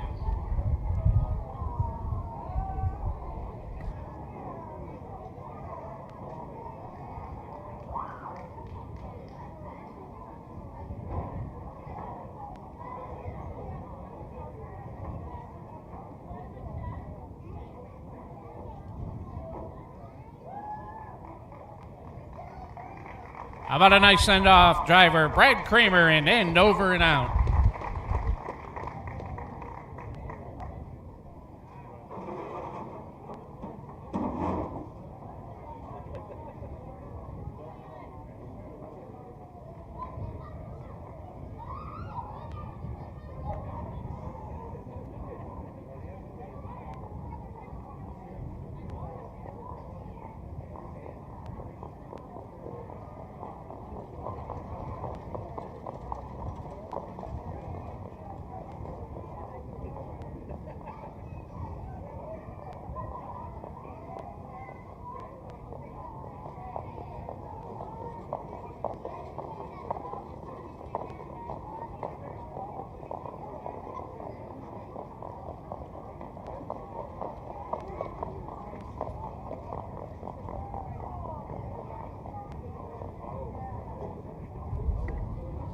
Here are your results for the 7th race. Number 1, Chrome Muscle 6. 2 had been scratched. And over and out, the race winner, I'm Not Playing 2. Dirty Dingus McGee 3. New Swan in Town 4. Bo Panda Pete 5. So recheck top down, 6 scratch, 1, 2, 3, 4, 5 in the bottom. Quarter and 27, the half 58, 1, 3/4 and 127, the mile 157 flat.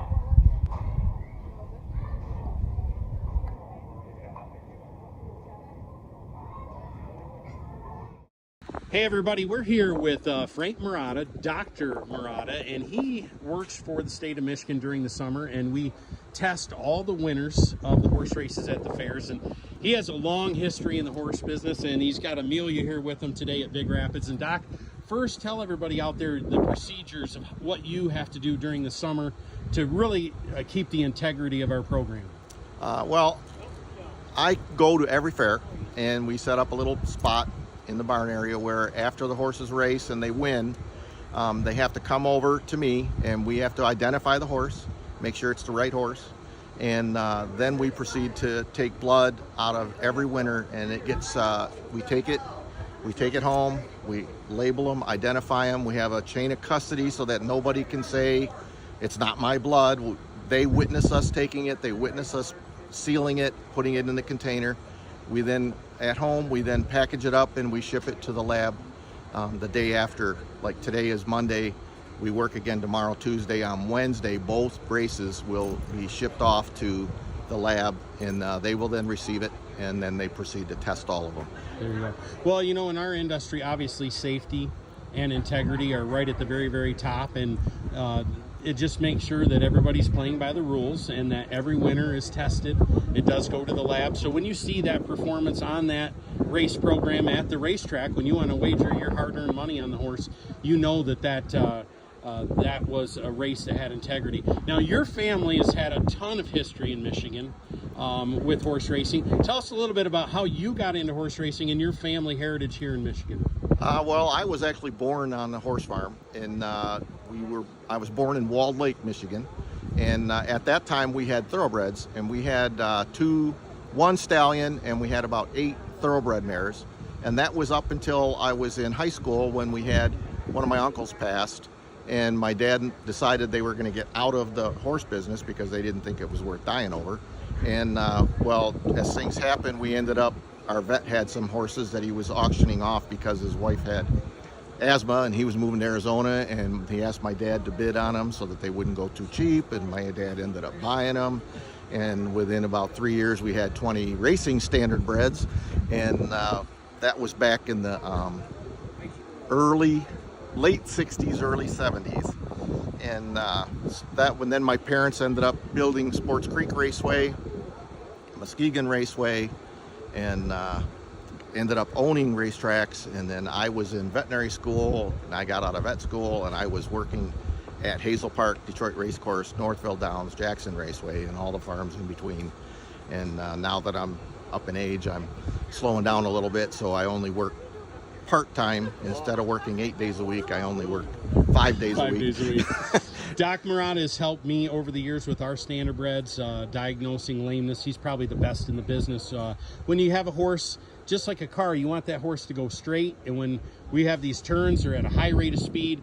So a lot of times we reach out to Doc to have him go over a horse to make sure the horse is sound, or identify possible situations where Doc can improve the horse.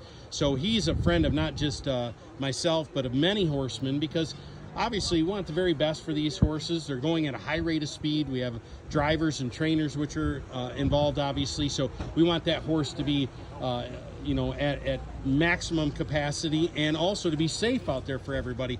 So hopefully a lot of people, they want to see you this summer, don't they?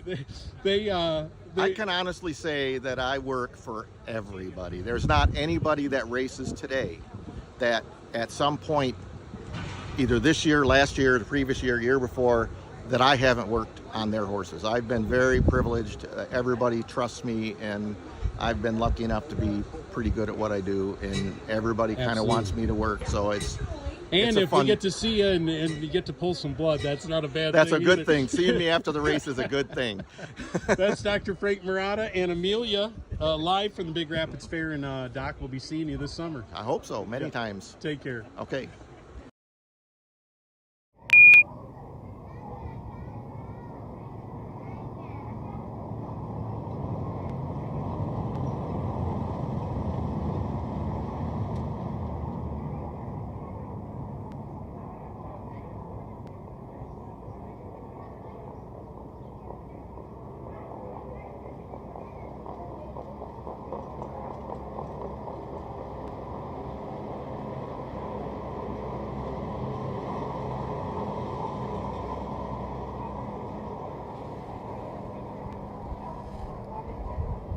Three out, waiting on two more.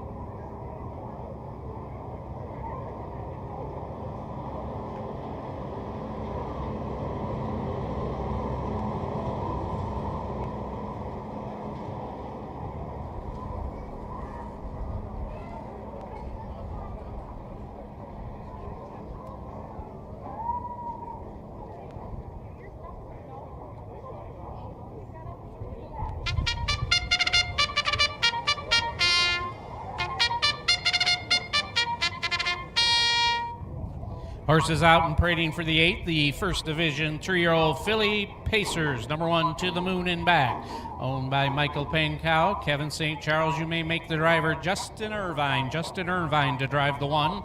Number 2, Fancy Like Always, owned by Lasses Racing. Paul Clores Jr.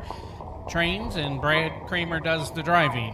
Number 3, Blockade Jack, owned by Mary Kratz. Jim Brinson does the training, David Lake to drive. Number 4, Absolute Real, owned by Gary Clark, who also does the training. Skip Demal will drive. And number 5, Fix Your Makeup, owned by Krista Harmon, who also trains. Don Harmon does the driving. Field of 5 on their way to the gate for the 8th race.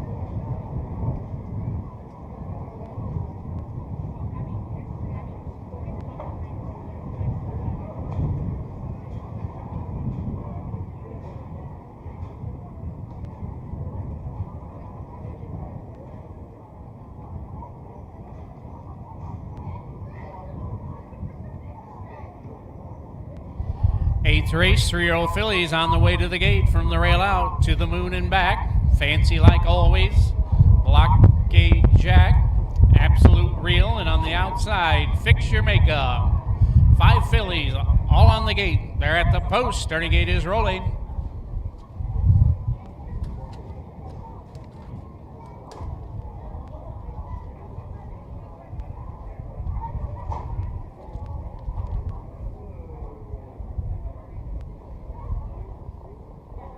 Three-year-old fillies lined up, and here they come.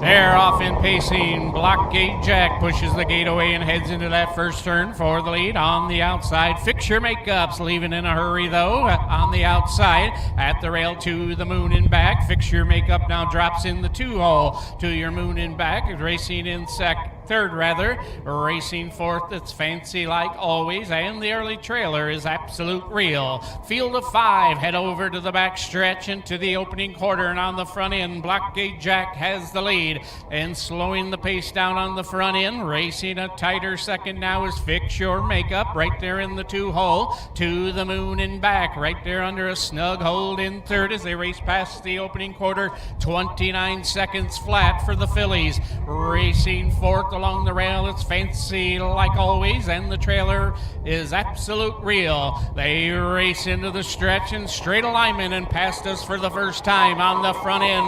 Blockade Jack shows the way. Racing second still patiently. Fix Your Makeup waits there in second. Racing in third to the moon and back. No one's made a move yet. Racing fourth along the rail, it's Fancy Like That and Absolute Real. The half was in 59-3. Philly Pacers swing to the backstretch. Final time, and the gray on the front opens up and is picking up the pace. Opens up by 2. Fix Your Makeup is giving chase, though, in second. To the moon and back, right there in third. Gap slightly fourth. Fancy Like That. Trailer Absolute Real. They pace past the 3/4 and into that turn. On the front end, Blockade Jack continues to lead. 3/4, 1:27-4. Blockade Jack goes to work. Fix Your Makeup on the outside, coming out, coming on as they race through the stretch. Blockade Jack, Fix Your Makeup up on the outside. Fix Your Makeup up to win it. Blockade Jack was second. Third goes to the moon and back. Fourth is Fancy Like Always, followed by Absolute Real.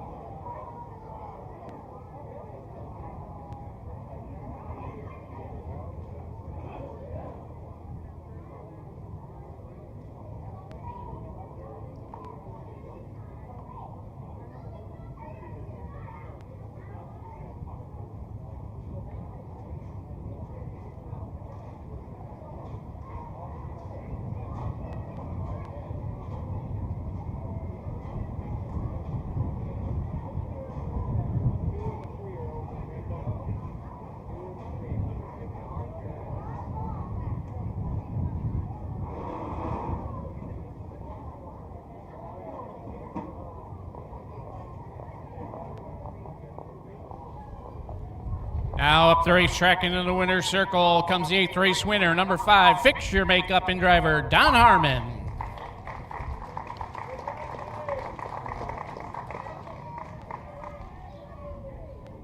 Fix Your Makeup, owned by Krista Harmon, who also trains, driven this afternoon very nicely by Don Harmon, pacing in a very nice 1:56.1. How about a nice send-off for Don Harmon and Fix Your Makeup?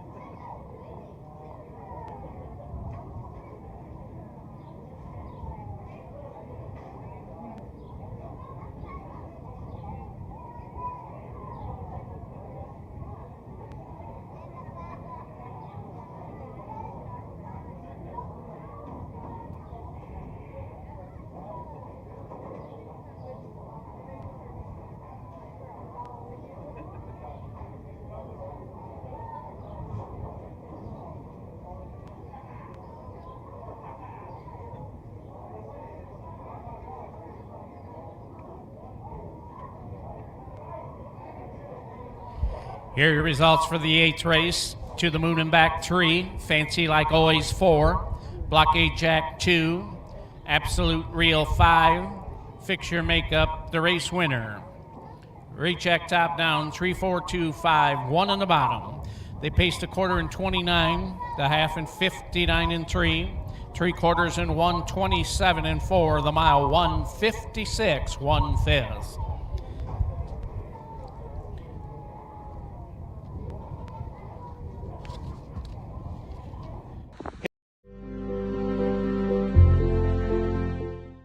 Peter the Great.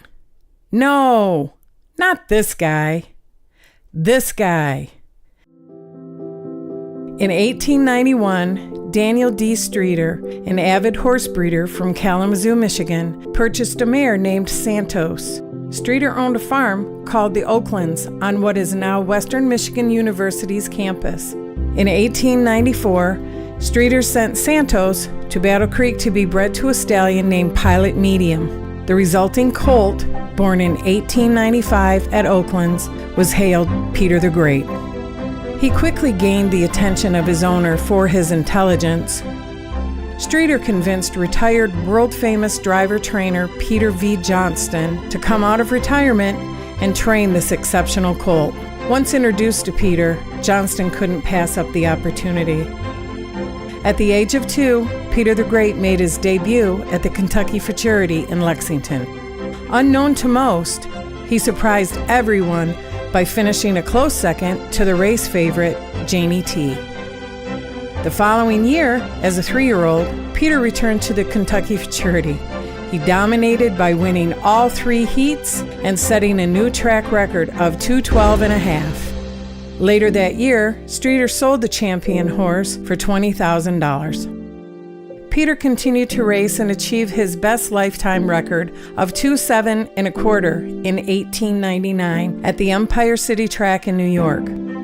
Unfortunately, he sustained a career-ending injury. However, despite his relatively brief time on the track, Peter the Great left an indelible mark on the trotting world through the exceptional quality of the colts he sired.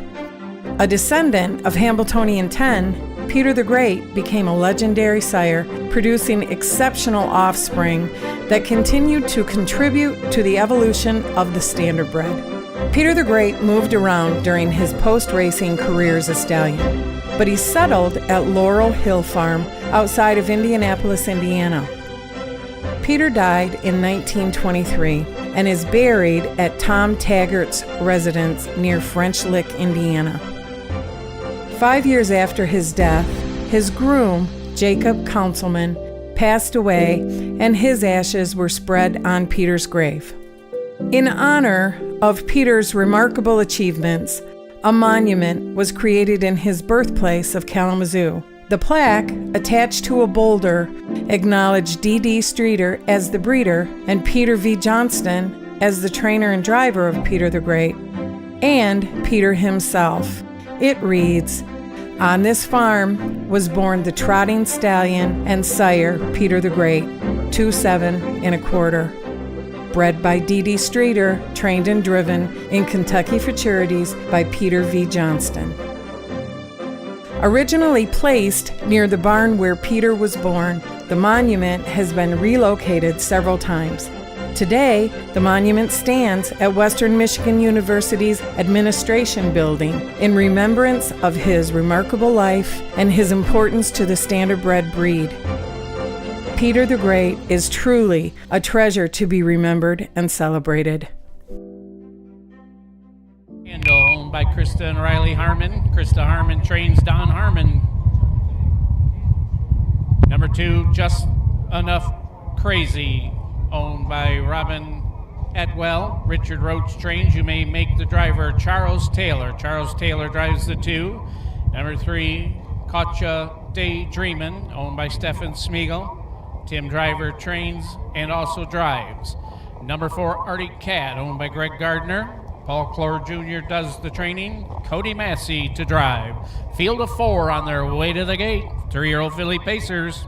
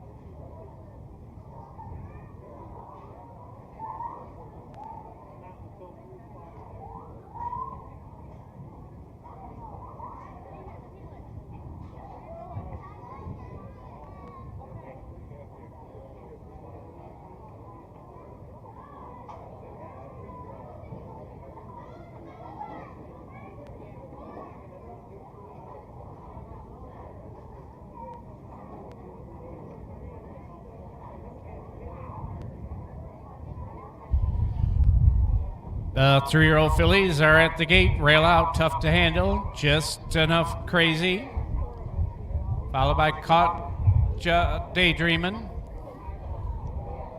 Arctic Cat on the outside. Field of 4, they're at the post. Starting gate is rolling.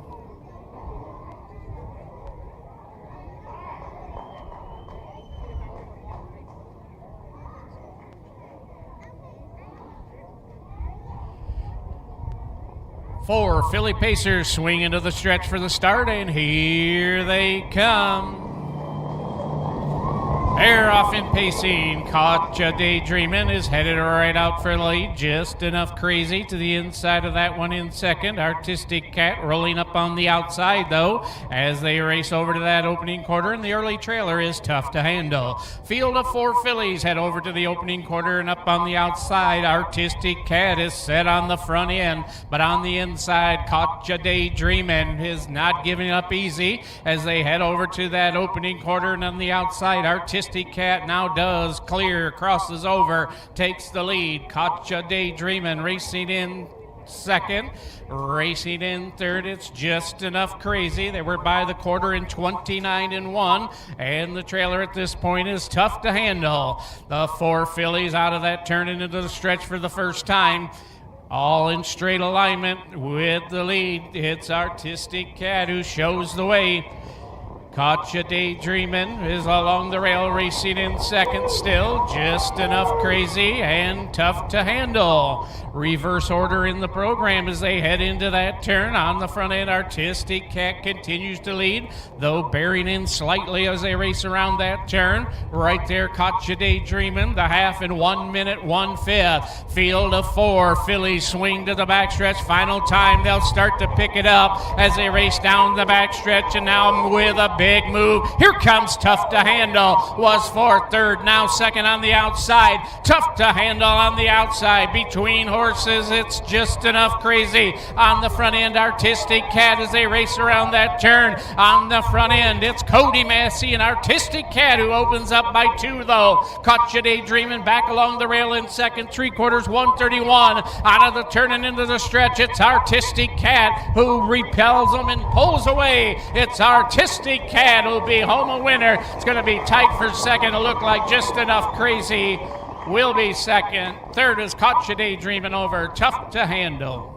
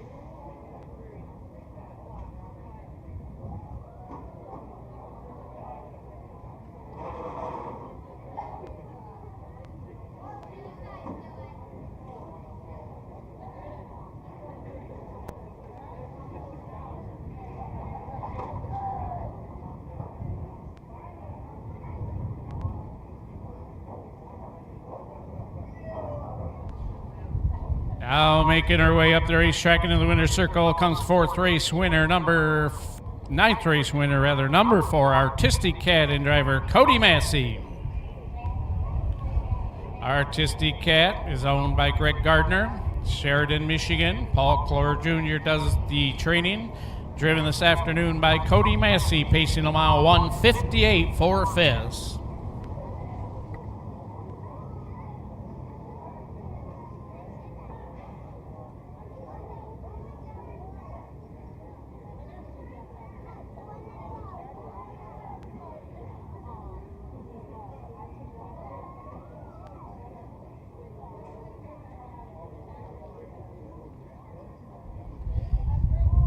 How about a nice send-off for driver Cody Massey in Artistic Cat? Here are the results. Top down, 9th race. Tough to handle, 4. Just enough crazy, 2. Caught Ya Daydreamin', 3. And Artistic Cat, the race winner. 4, 2, 3, 1. Quarter and 29 and 1. They paced the half 1 minute 4. 3/4 and 1:31. The mile 1:58 for Fez.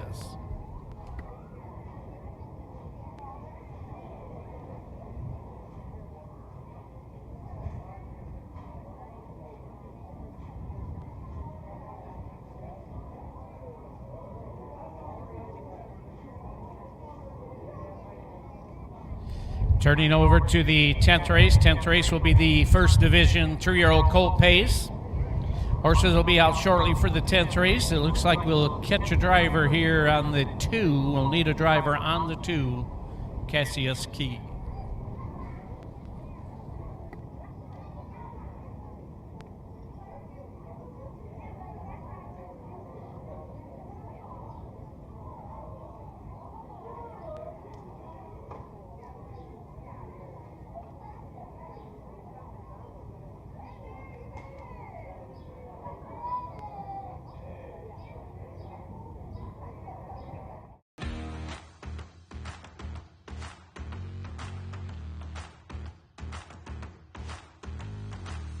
Quality Stallions.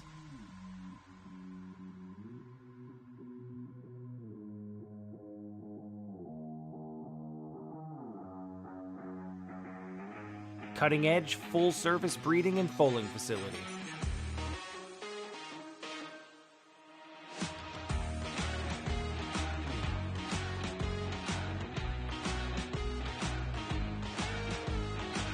First-rate broodmares producing exceptional foals.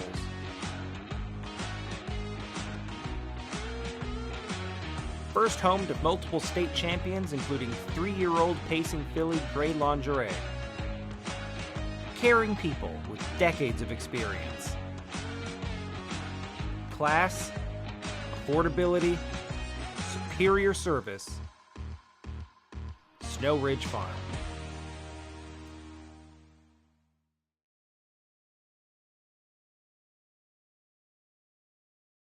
Indispensable.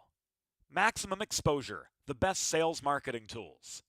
The easiest way to sell your horse for top dollar. The wave of the future.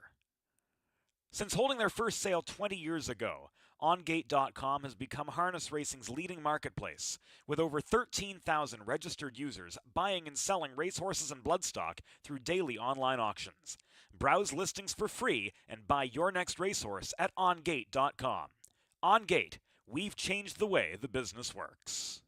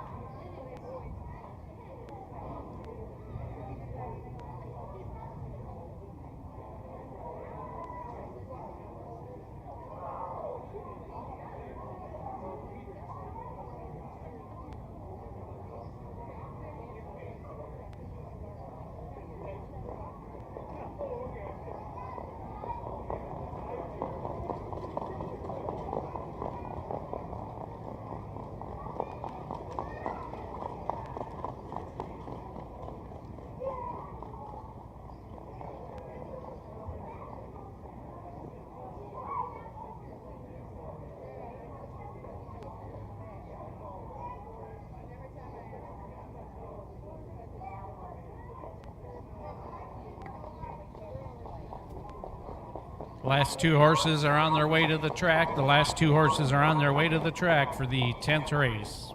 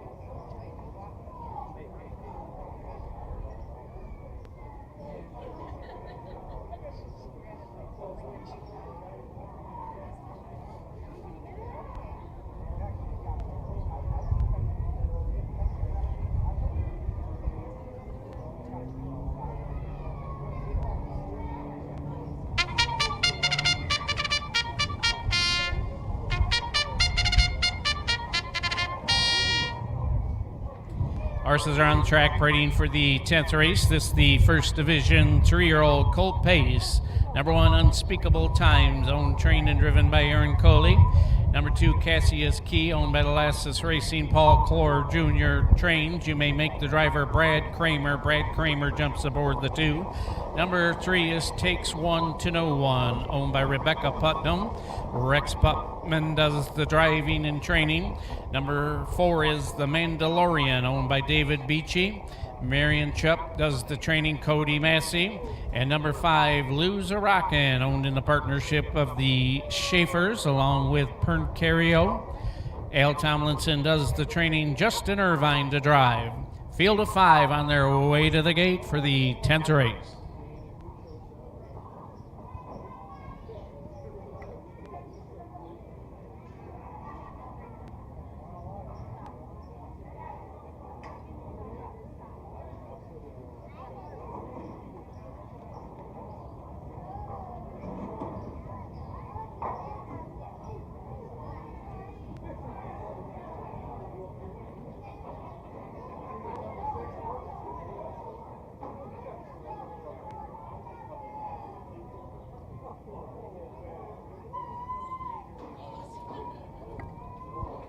Three-year-old Colt Pacers head to the gate. Unspeakable Time, Cassius Key, Takes One to Know One. The Mandalorian moves in, and on the outside, Lose a Rockin'. Field of 5, they're at the post. Starting gate is rolling.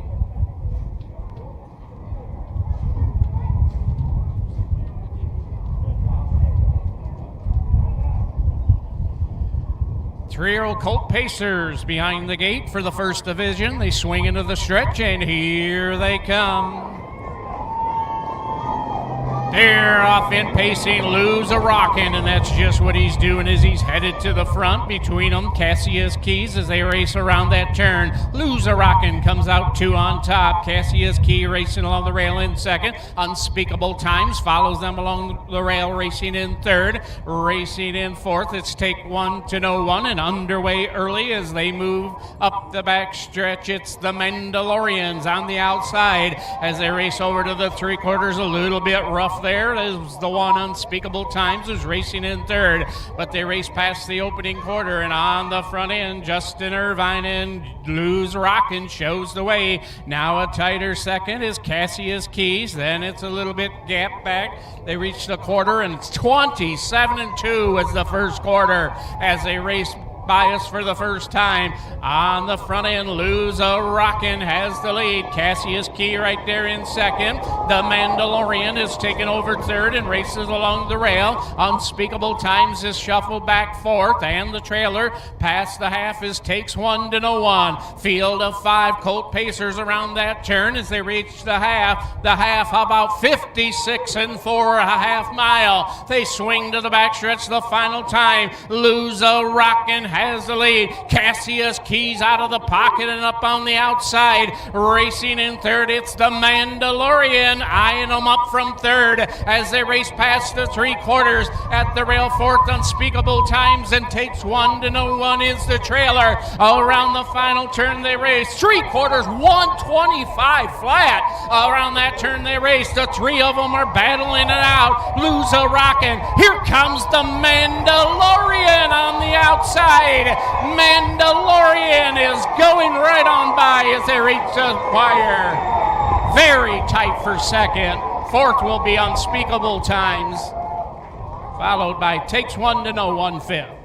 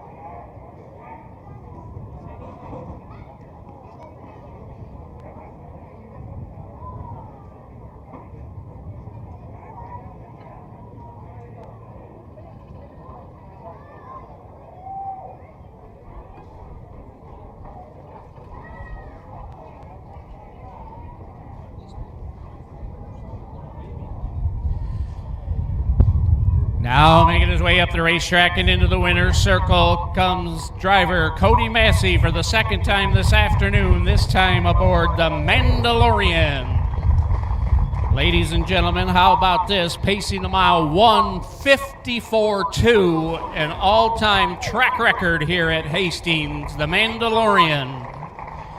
Owned by David Beachy, Marion Chupp does the training. Once again, the Mandalorian pacing 1:54 2/5.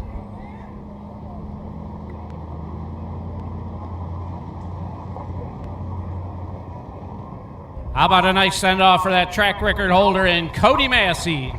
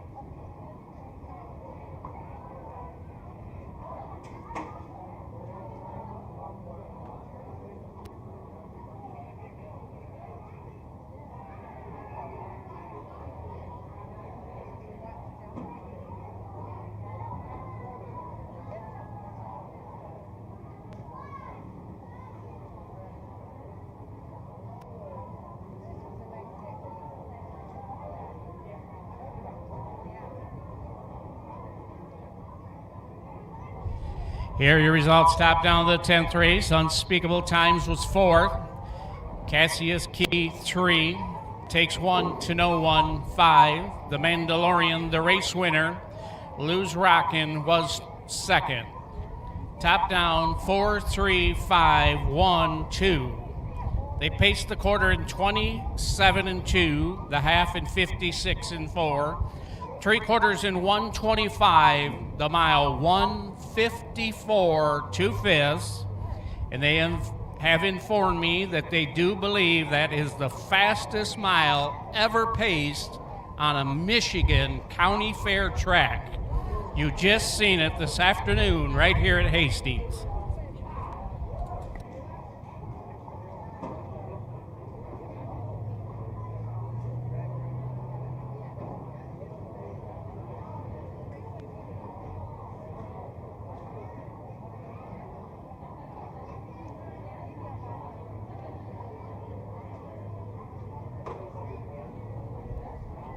Turning over to the 11th race, and this will be the second division of the 3-year-old colt pace. In this race, we have no changes to report at this time, and there will be a field of 5 for the 11th and final race of the afternoon.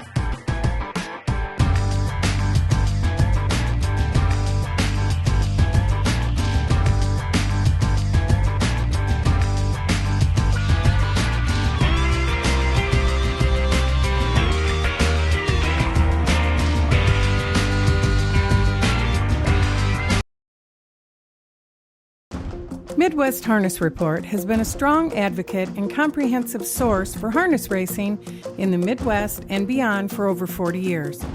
With owner-editor Tim Conkle leading the way, Midwest Harness Report brings you the latest news, information, schedules, and stats. Uncover remarkable stories about the people and horses at the core of harness racing.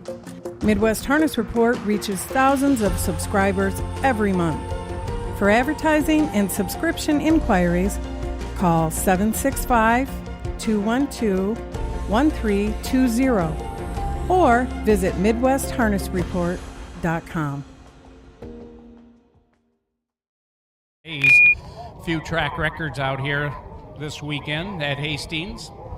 Also a reminder, if you would like to catch live racing, you may go to the Michigan Harness Horsemen's Association website or to the Trot Pace Marketing in the YouTube. Go in YouTube and then search that, Trot Pace Marketing, and you can catch all the harness racing at the Michigan fairs, all 8 weeks. I believe there's a total of 8 weeks.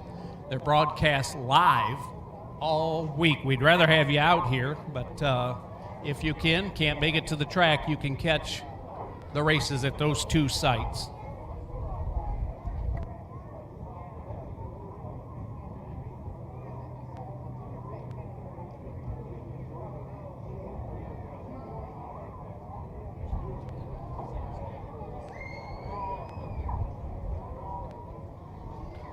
Horses are all out, and they've just passed along. A driver's change on the 2. The 2 will be Cody Massey. Cody Massey drives the 2.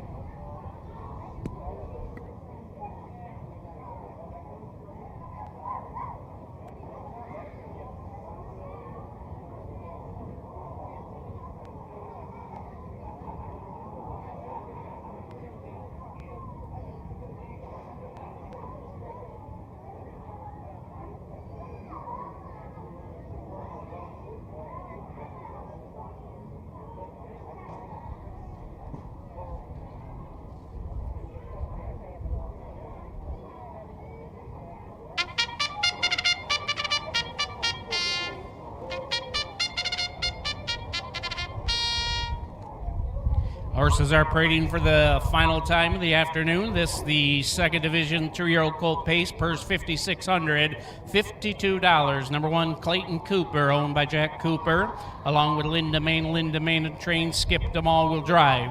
Number 2, John Spartan, owned by Brittany Dillon, who also trains. You may make the driver Cody Massey to drive the 2.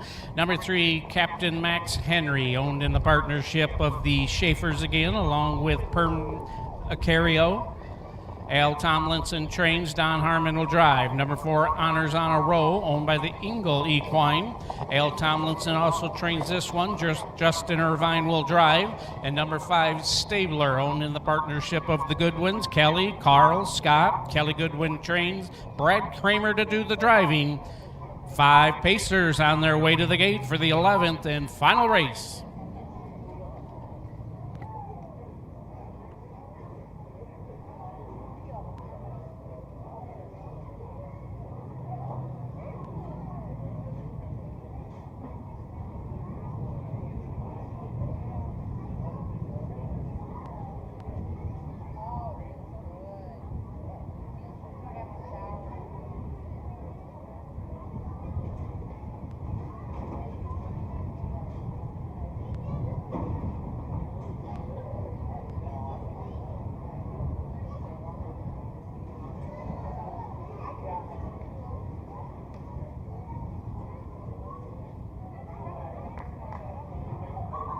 Three-year-old colt pacers are at the gate. Clayton Cooper, followed by John Spartan. Captain Max Henry will move in next.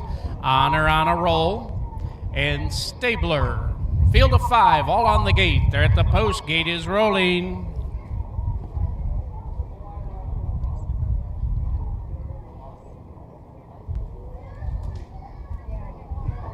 Field for the 11th, final of the day. Lined up, here they come. They're off. Captain Max Henry pushes the gate away and heads for the lead. John Spartan to his inside. Captain Cooper along the rail racing in 3rd. Racing 4th the outside. Honor on a Roll. And 5th in the early going is Stabler.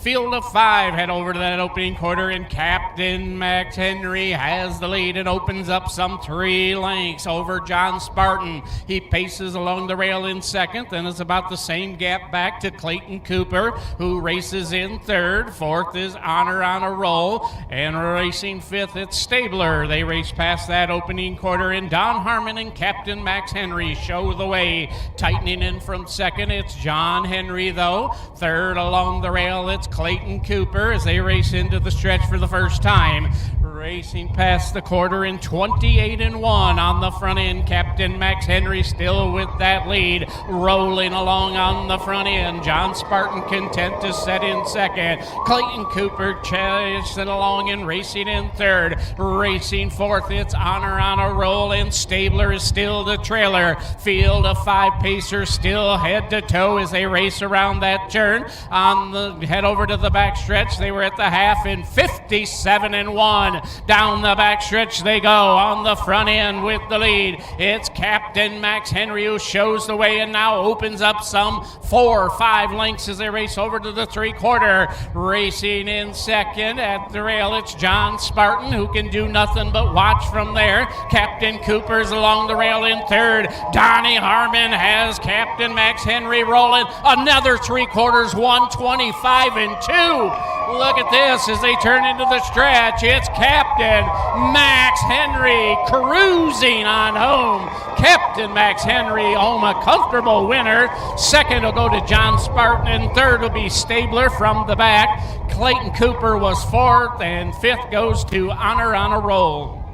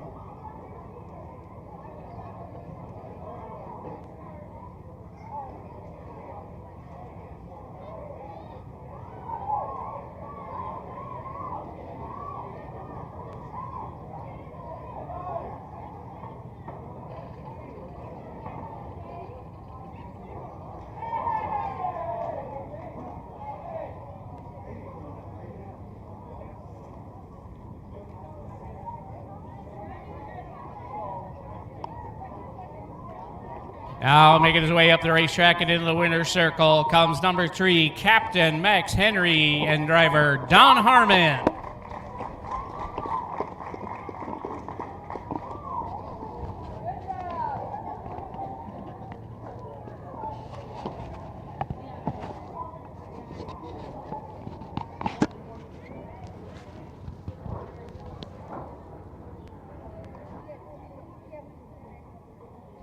Captain Max Henry owning the partnership again of the Schaefers, along with Perncario.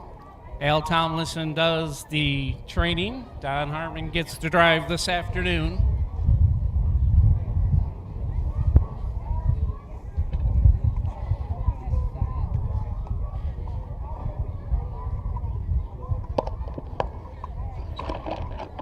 Our timer has given us a very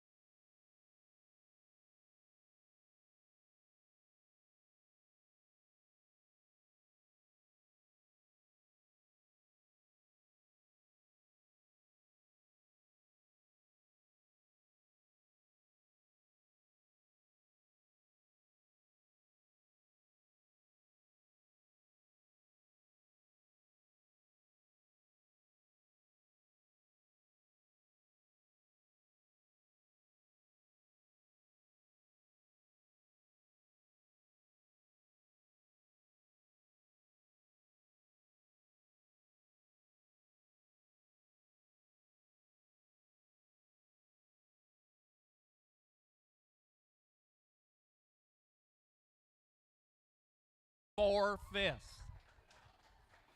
Double checked against the video. Quarter and 28 and 1, 57 1, 3/4 125 and 2, the mile 152 and 4.